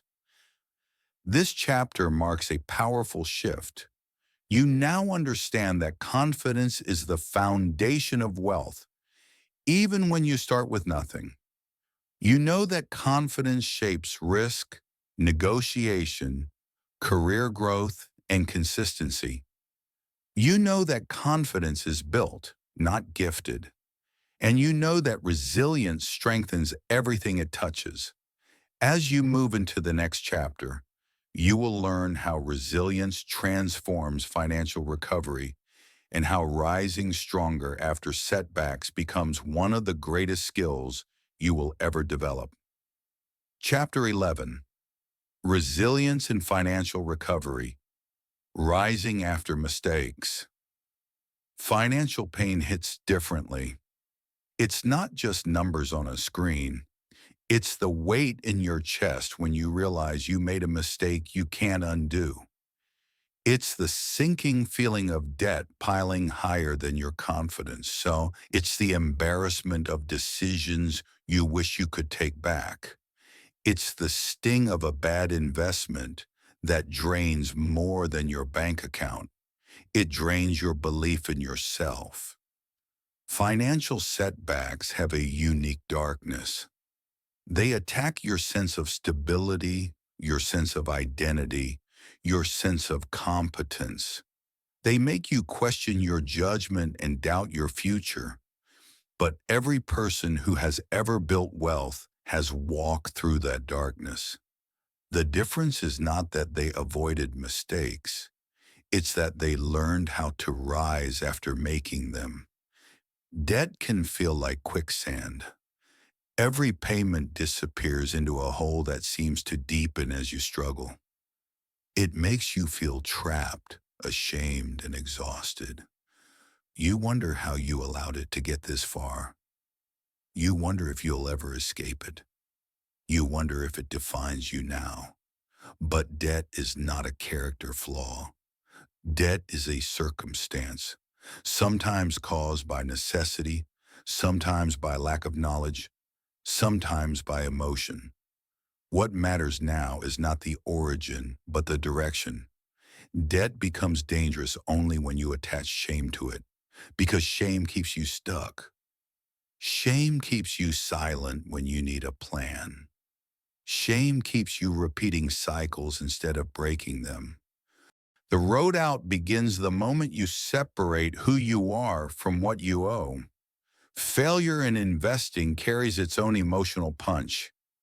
Watching your hard-earned money vanish tests your confidence in ways few experiences can.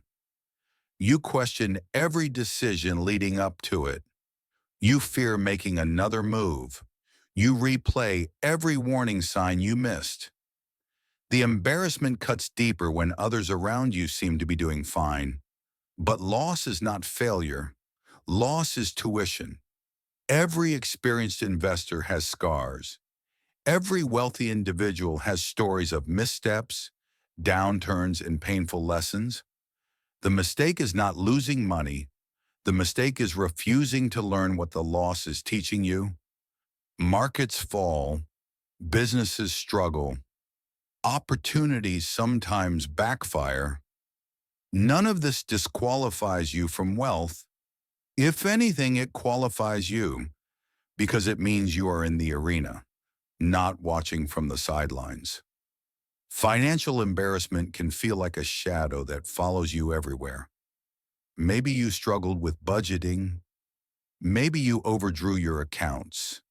Maybe you trusted someone you shouldn't have. Maybe you earned well but spent recklessly. Whatever the story, the shame feels heavy because money is tied to identity, but you are not your past decisions. You are the person who has survived them. The emotional darkness of financial mistakes is real, but it is not permanent. It is the beginning of a rebirth, a moment when you realize your previous mindset no longer serves you and something new must emerge. Rebirth begins with honesty. You look directly at the numbers instead of avoiding them. You face the reality you once ignored. You acknowledge the decisions that led you here without insulting yourself. This honesty feels uncomfortable, but it is liberating. Avoidance keeps you trapped. Clarity sets you free. Once you have clarity, you can change direction. You can rebuild with intention. You can reclaim control over the story that once felt like a burden. Financial rebirth is not a dramatic moment. It is a steady shift toward awareness, responsibility, and resilience. It is the emergence of a stronger identity, shaped not by perfection, but by perseverance. Resilience is your ability to rise stronger after financial pain. It is built through learning, adapting, and adjusting. Every mistake provides insight. Every setback reveals blind spots. Every failure shows you what to strengthen. Resilience does not mean you never struggle again. It means you struggle better, you recover faster, you respond smarter. You make decisions rooted in wisdom instead of emotion. When you embrace resilience, mistakes stop being proof of inadequacy and become opportunities for refinement. Your identity shifts from someone who messed up to someone who is evolving. And this identity change is where financial breakthroughs begin. You can turn losses into leverage by asking the right questions. What is this mistake teaching me? What system failed? What emotion drove this decision? What belief allowed this to happen? What can I implement to prevent it from happening again? These questions transform setbacks into strategies. Instead of replaying the pain, you extract the lesson. Instead of repeating the cycle, you design a new one. When you treat mistakes as data instead of disasters, you build mental strength. You develop a mindset that sees long-term progress instead of short-term shame. This approach is how resilient people rise from circumstances that break others. Frameworks accelerate recovery. One powerful framework is the reset plan. Assess where you are, prioritize essential goals, build a repayment or rebuilding structure, and automate the steps. Another is the low emotion review. Evaluate decisions only when calm, never during emotional spikes. A third is the stop-loss mindset.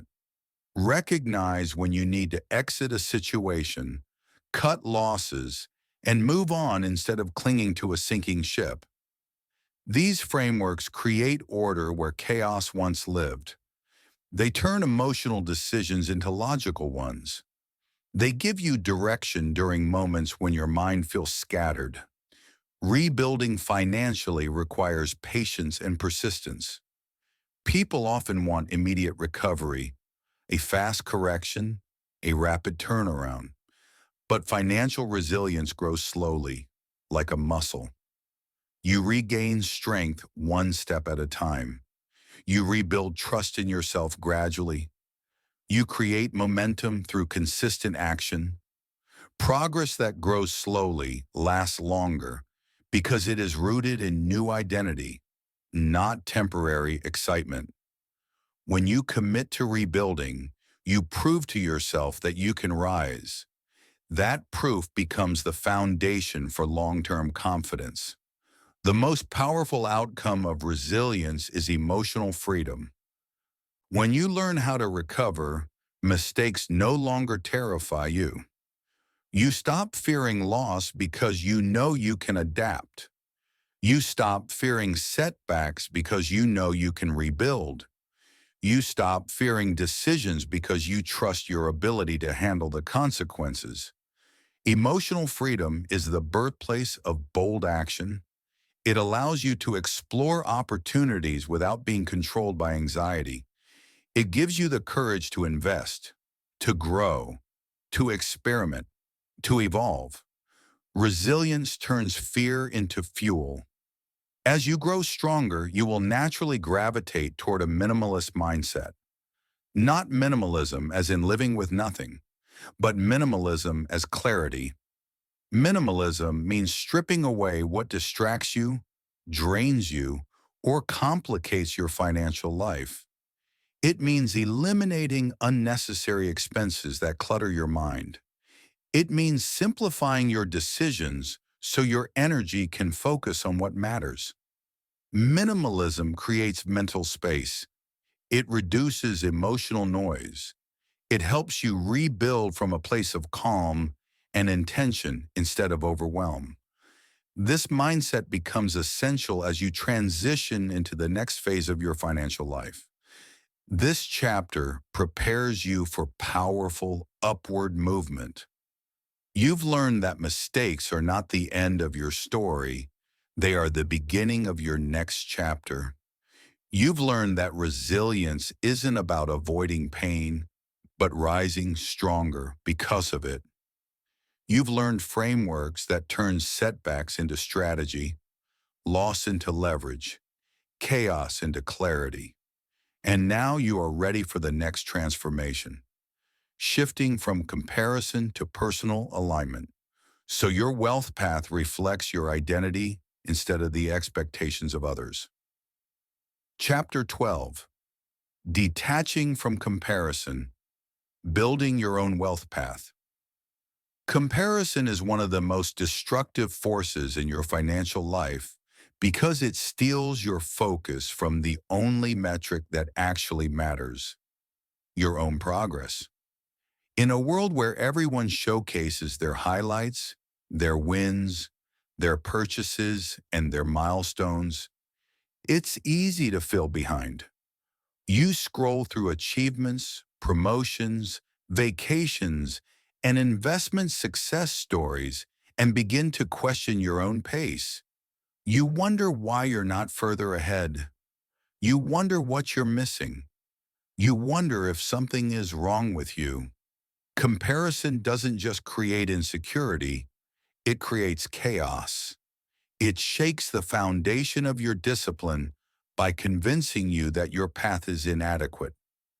And when your identity becomes tangled in the standards of others, you lose the ability to build wealth with intention. Comparison culture thrives on visibility. You see the new car, the new home, the glamorous lifestyle curated for attention. What you don't see are the debts behind the scenes, the stress hidden beneath the surface, or the sacrifices made for appearances. Comparison is an illusion because you're comparing your reality to someone else's presentation. And this illusion breeds emotional spending. You buy things to keep up, to feel included, to match lifestyles that were never meant for you. You shape your financial decisions around the pressure to appear successful instead of actually becoming successful. Comparison destroys discipline by shifting your motivation from inward purpose to outward validation. When you compare your timeline to someone else's, you sabotage your consistency. You rush decisions that require patience. You force progress that needs time to develop. You become anxious when results don't appear quickly.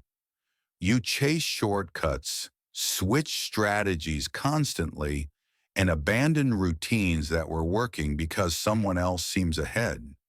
Comparison makes your path look too slow and someone else's path look too perfect. But success is not linear. Everyone moves through different seasons.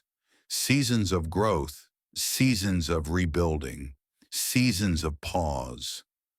When you forget this, you become reactive. You drift away from your goals and toward distractions dressed as inspiration. Detaching from comparison begins with accepting a truth most people resist. Your timeline is supposed to look different. Your experiences, your strengths, your challenges, your opportunities, they are unique. No one else has lived your life. No one else has your exact story.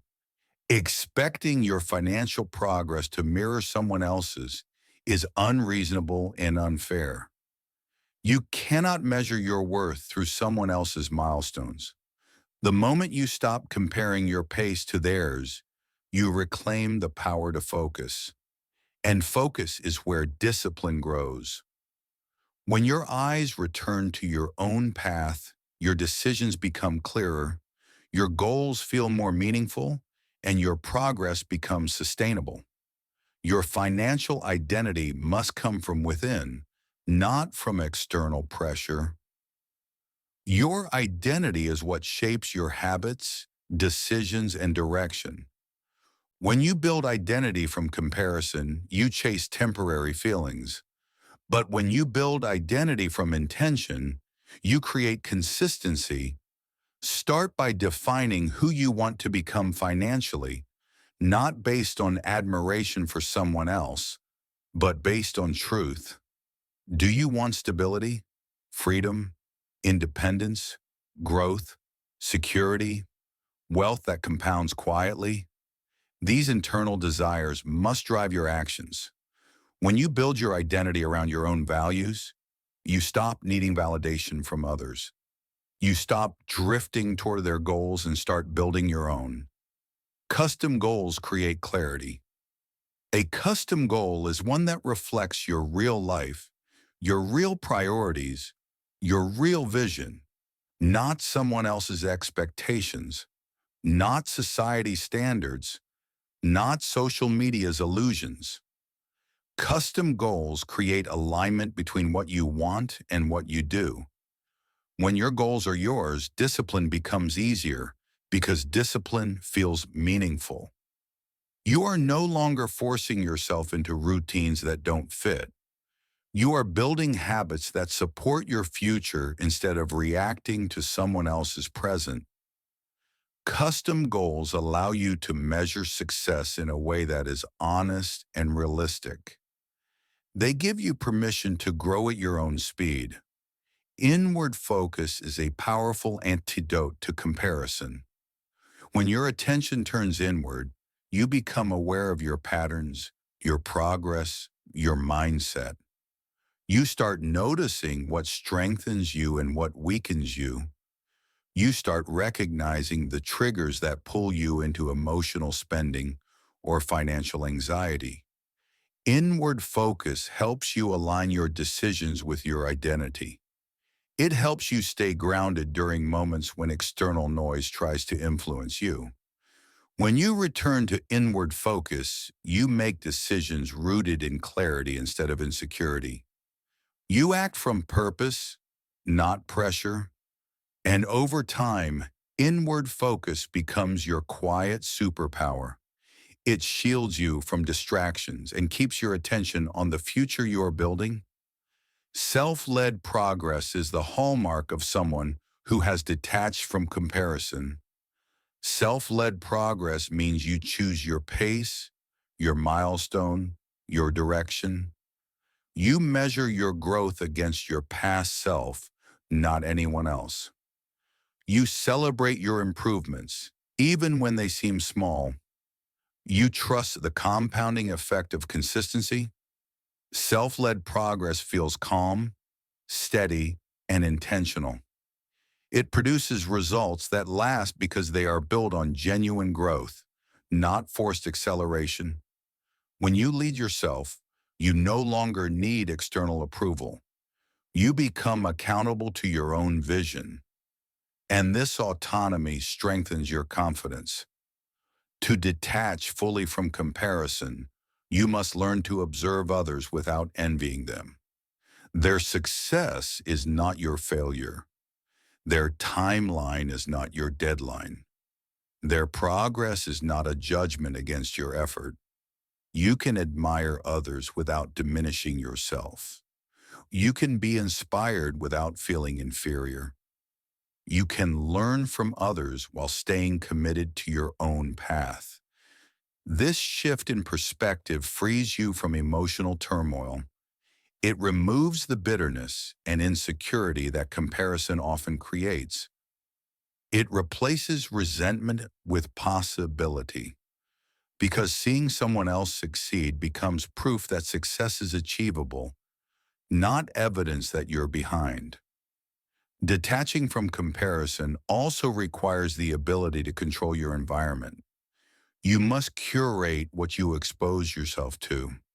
If certain content triggers insecurity, limit it. If certain people create pressure, step back. If certain spaces fuel comparison, redirect your attention. Your environment shapes your mindset more than you realize. Protecting your mental space is not avoidance. It is strategy. You are building a future that requires focus.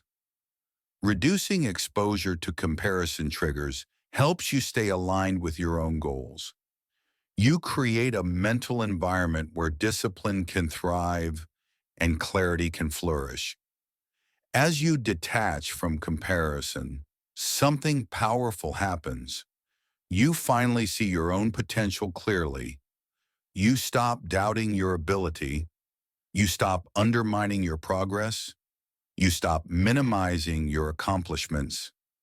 You start recognizing what makes your journey unique. You start appreciating your resilience, your growth, your consistency. You begin valuing the progress you once overlooked. And this internal shift strengthens your identity more than any external achievement ever could. When you respect your own path, you stop needing anyone else's approval. This clarity leads directly into the next phase of your financial transformation, building your personal wealth blueprint. A wealth blueprint is not a generic plan. It is a custom-designed structure built around your strengths, your values, your pace, and your long-term vision. It is a roadmap created from intention, not imitation. And now that you have freed yourself from comparison, you are ready to define a wealth path that reflects who you are, not who the world tells you to be. Chapter 13. Your Wealth Blueprint. Designing a life that compounds. A wealth blueprint is not a document. It is a design for how you will live. It is the structure that turns your habits, your identity, your discipline, and your mindset into a long-term strategy rather than a series of disconnected efforts. Most people drift financially because they never build a blueprint. They operate in reaction mode, hoping progress will appear from scattered actions. But wealth does not grow in chaos. Wealth grows in structure, in clarity, in long-term consistency. Designing your blueprint means taking everything you've learned, your awareness, your discipline, your systems, your resilience, and shaping it into a life that compounds. The scattered life feels overwhelming. You wake up reacting to problems you never planned for. You make decisions based on emotion instead of direction. You chase opportunities without strategy, hoping something finally clicks. You save inconsistently, invest sporadically, and set goals you forget a week later. This scattered rhythm creates exhaustion because every action feels disconnected. You don't know what's working, what's not, or why your results fluctuate. But the structured life, the blueprint life, feels grounded. Every habit has a purpose. Every system supports your future. Every choice reflects your identity. The more aligned you become, the more everything compounds. Your blueprint begins with clarity. What kind of financial life do you truly want? Not the life that impresses people, not the life comparison culture pressures you into chasing, the life that reflects your values. Maybe your blueprint focuses on freedom, freedom to choose your work, your time, your lifestyle. Maybe it focuses on security, creating stability for your family or future. Maybe it focuses on elevation, growing your wealth steadily and intentionally.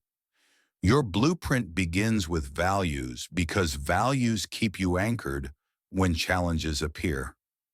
When you know what you're building toward, your decisions become clear and consistent. Identity is the foundation of your blueprint. You must see yourself as someone who naturally builds wealth, someone who makes smart decisions, someone who leads their life with intention. Identity drives habits. Habits drive results. You cannot build a compounding life with an identity rooted in inconsistency or self-doubt. Ask yourself, who are you becoming? Someone disciplined? Someone strategic? Someone who prioritizes the long-term over the moment? When your identity aligns with growth, your actions follow.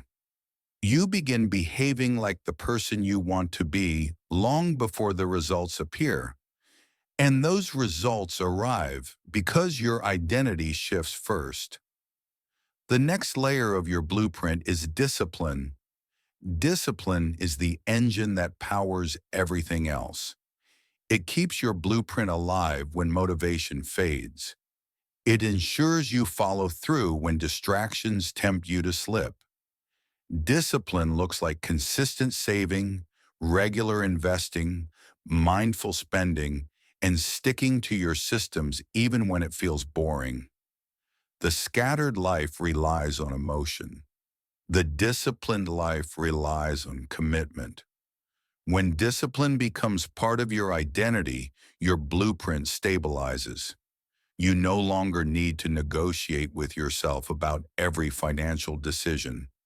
You follow the plan because the plan reflects your values. Systems turn your discipline into automation.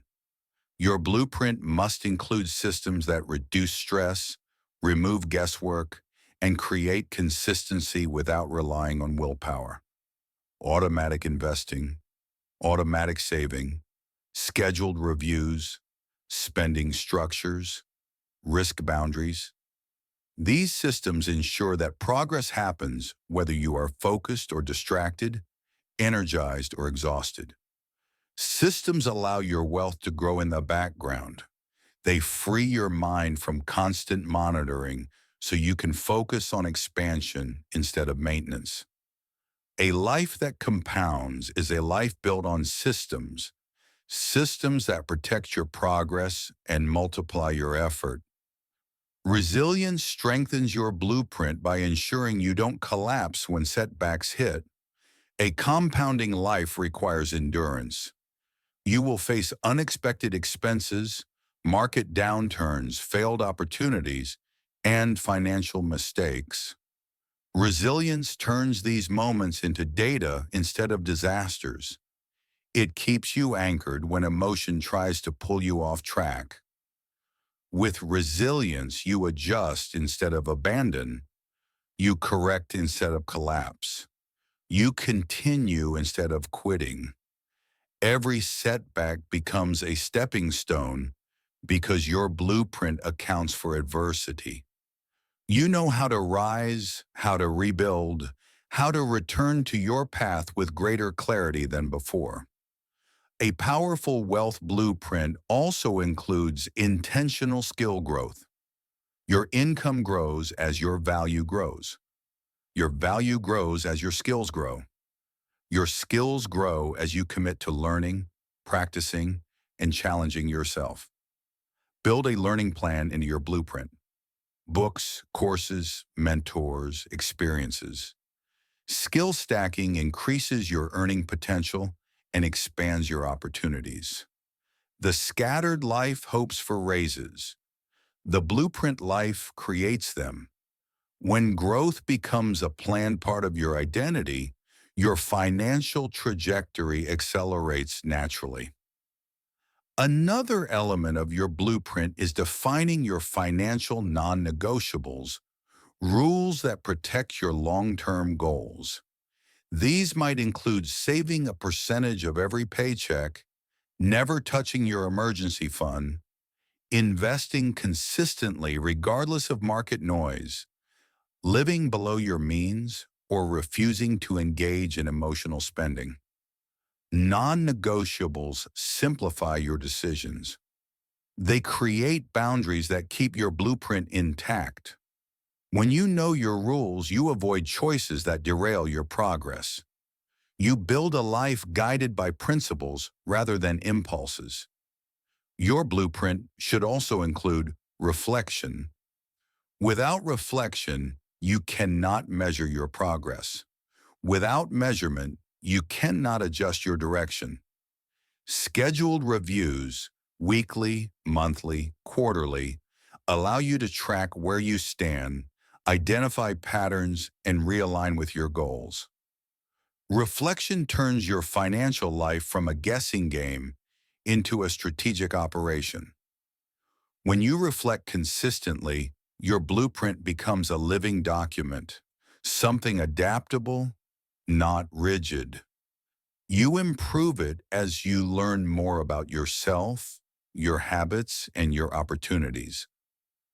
The contrast between the scattered life and the compounding life becomes clearer the longer you follow your blueprint.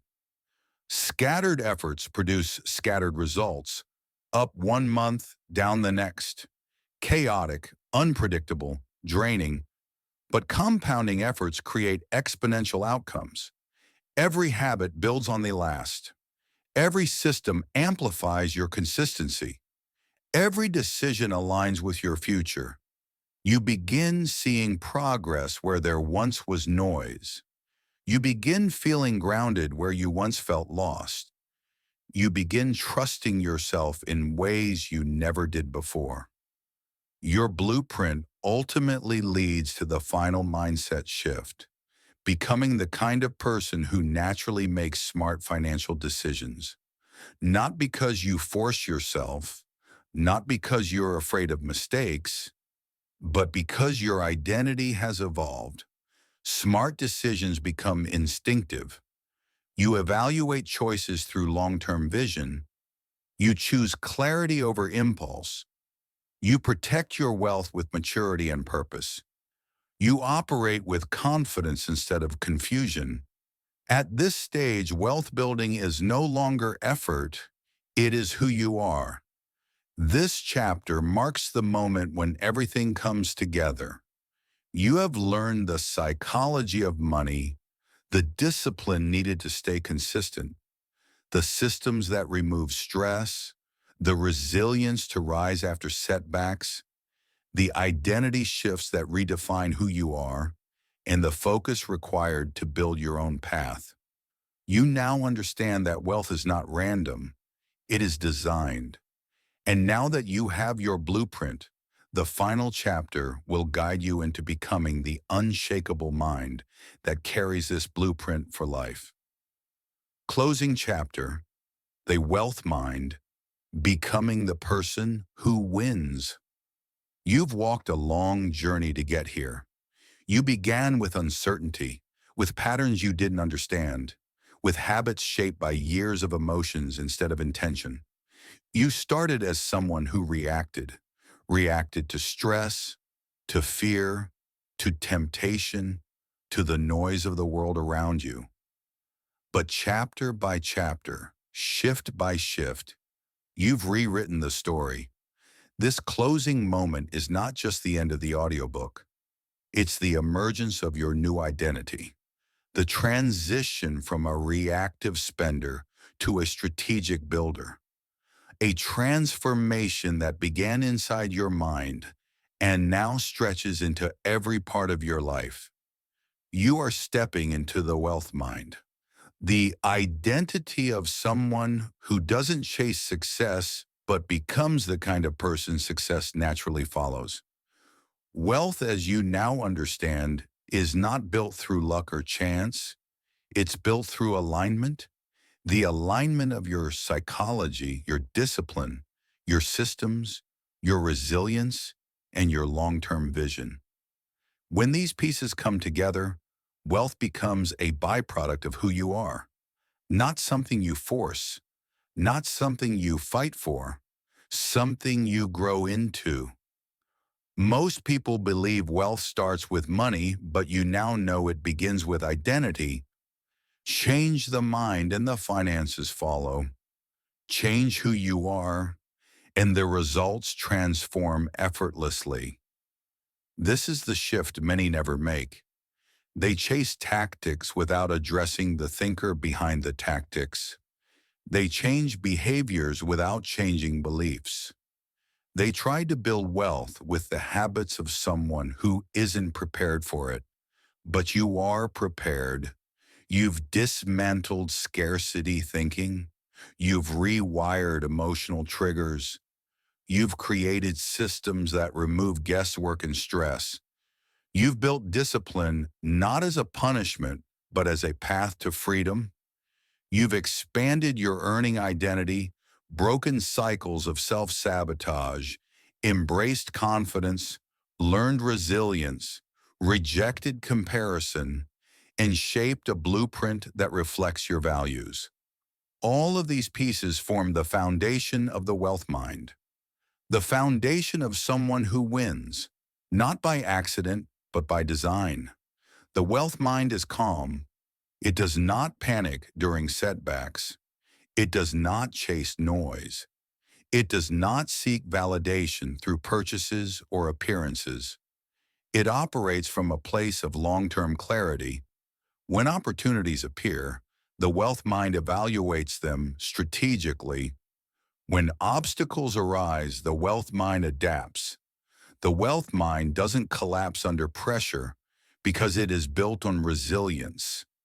This calmness isn't natural. It's trained.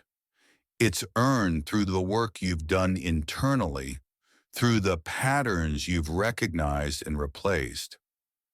Calmness is the currency of people who move with intention. It keeps you grounded while the world moves frantically around you. The wealth mind is intentional. Every action serves direction. Every choice reflects purpose. You no longer move out of impulse or insecurity. You no longer let emotions dictate your financial life. Intention guides everything. Your spending, saving, investing, earning, learning. You choose what supports your long-term vision and release what doesn't. This is how wealth compounds, not from one big action, but from countless small decisions made with clarity. Intentional living turns ordinary days into extraordinary results.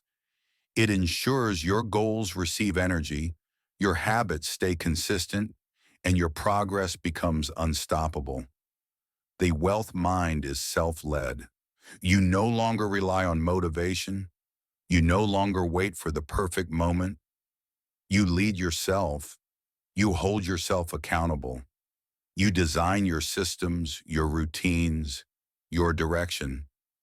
You've learned that external circumstances don't control your financial destiny. Your decisions do. And that self-leadership is the ultimate form of freedom. It means you can rise from anything, setbacks, mistakes, moments of doubt, because your identity is stronger than your circumstances. You trust yourself now, and that trust is priceless. The wealth mind is growth-oriented. You no longer see challenges as threats, but as opportunities to evolve. You learn deliberately. You seek skills intentionally. You expand your value with purpose. You understand that income follows growth and that growth follows effort. You don't fear discomfort. You embrace it because discomfort is the birthplace of transformation. A growth-oriented mind sees potential everywhere, in every failure, every lesson, every season of rebuilding. The old you feared the unknown. The new you masters it. As you stand here at the end of this journey, recognize something deeply important. You are no longer the person who began this audiobook. You've stepped into a new version of yourself, one that thinks clearly, acts deliberately, and builds consistently. You've adopted the identity of someone capable of wealth, not just someone who wishes for it. This transformation will show up in your decisions long before it shows up in your bank account. But stay the course, and the results will follow. They always do, because wealth does not belong to the lucky. It belongs to the disciplined, the prepared, the focused, the creators, not the reactors, the ones who build systems instead of excuses, the ones who choose patience instead of panic, the ones who define their own path instead of competing with the world's timeline. Wealth belongs to people who understand that money is a mirror. It reflects the strength, clarity, and identity of the person managing it. And your reflection is stronger now than it has ever been. You now have everything you need to build a life that compounds.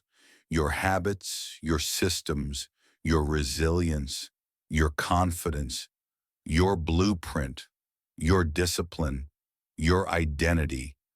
You are no longer waiting for the right moment. You are the right moment. The version of you listening now is the version that will change everything, because you finally understand the truth most people never realize. You do not rise to the level of your goals. You rise to the level of your mindset, and your mindset is wealthy now. You are ready. You are capable. You are aligned. You are becoming the person who wins. When the mind transforms, the life follows. Now go build everything you once thought you couldn't.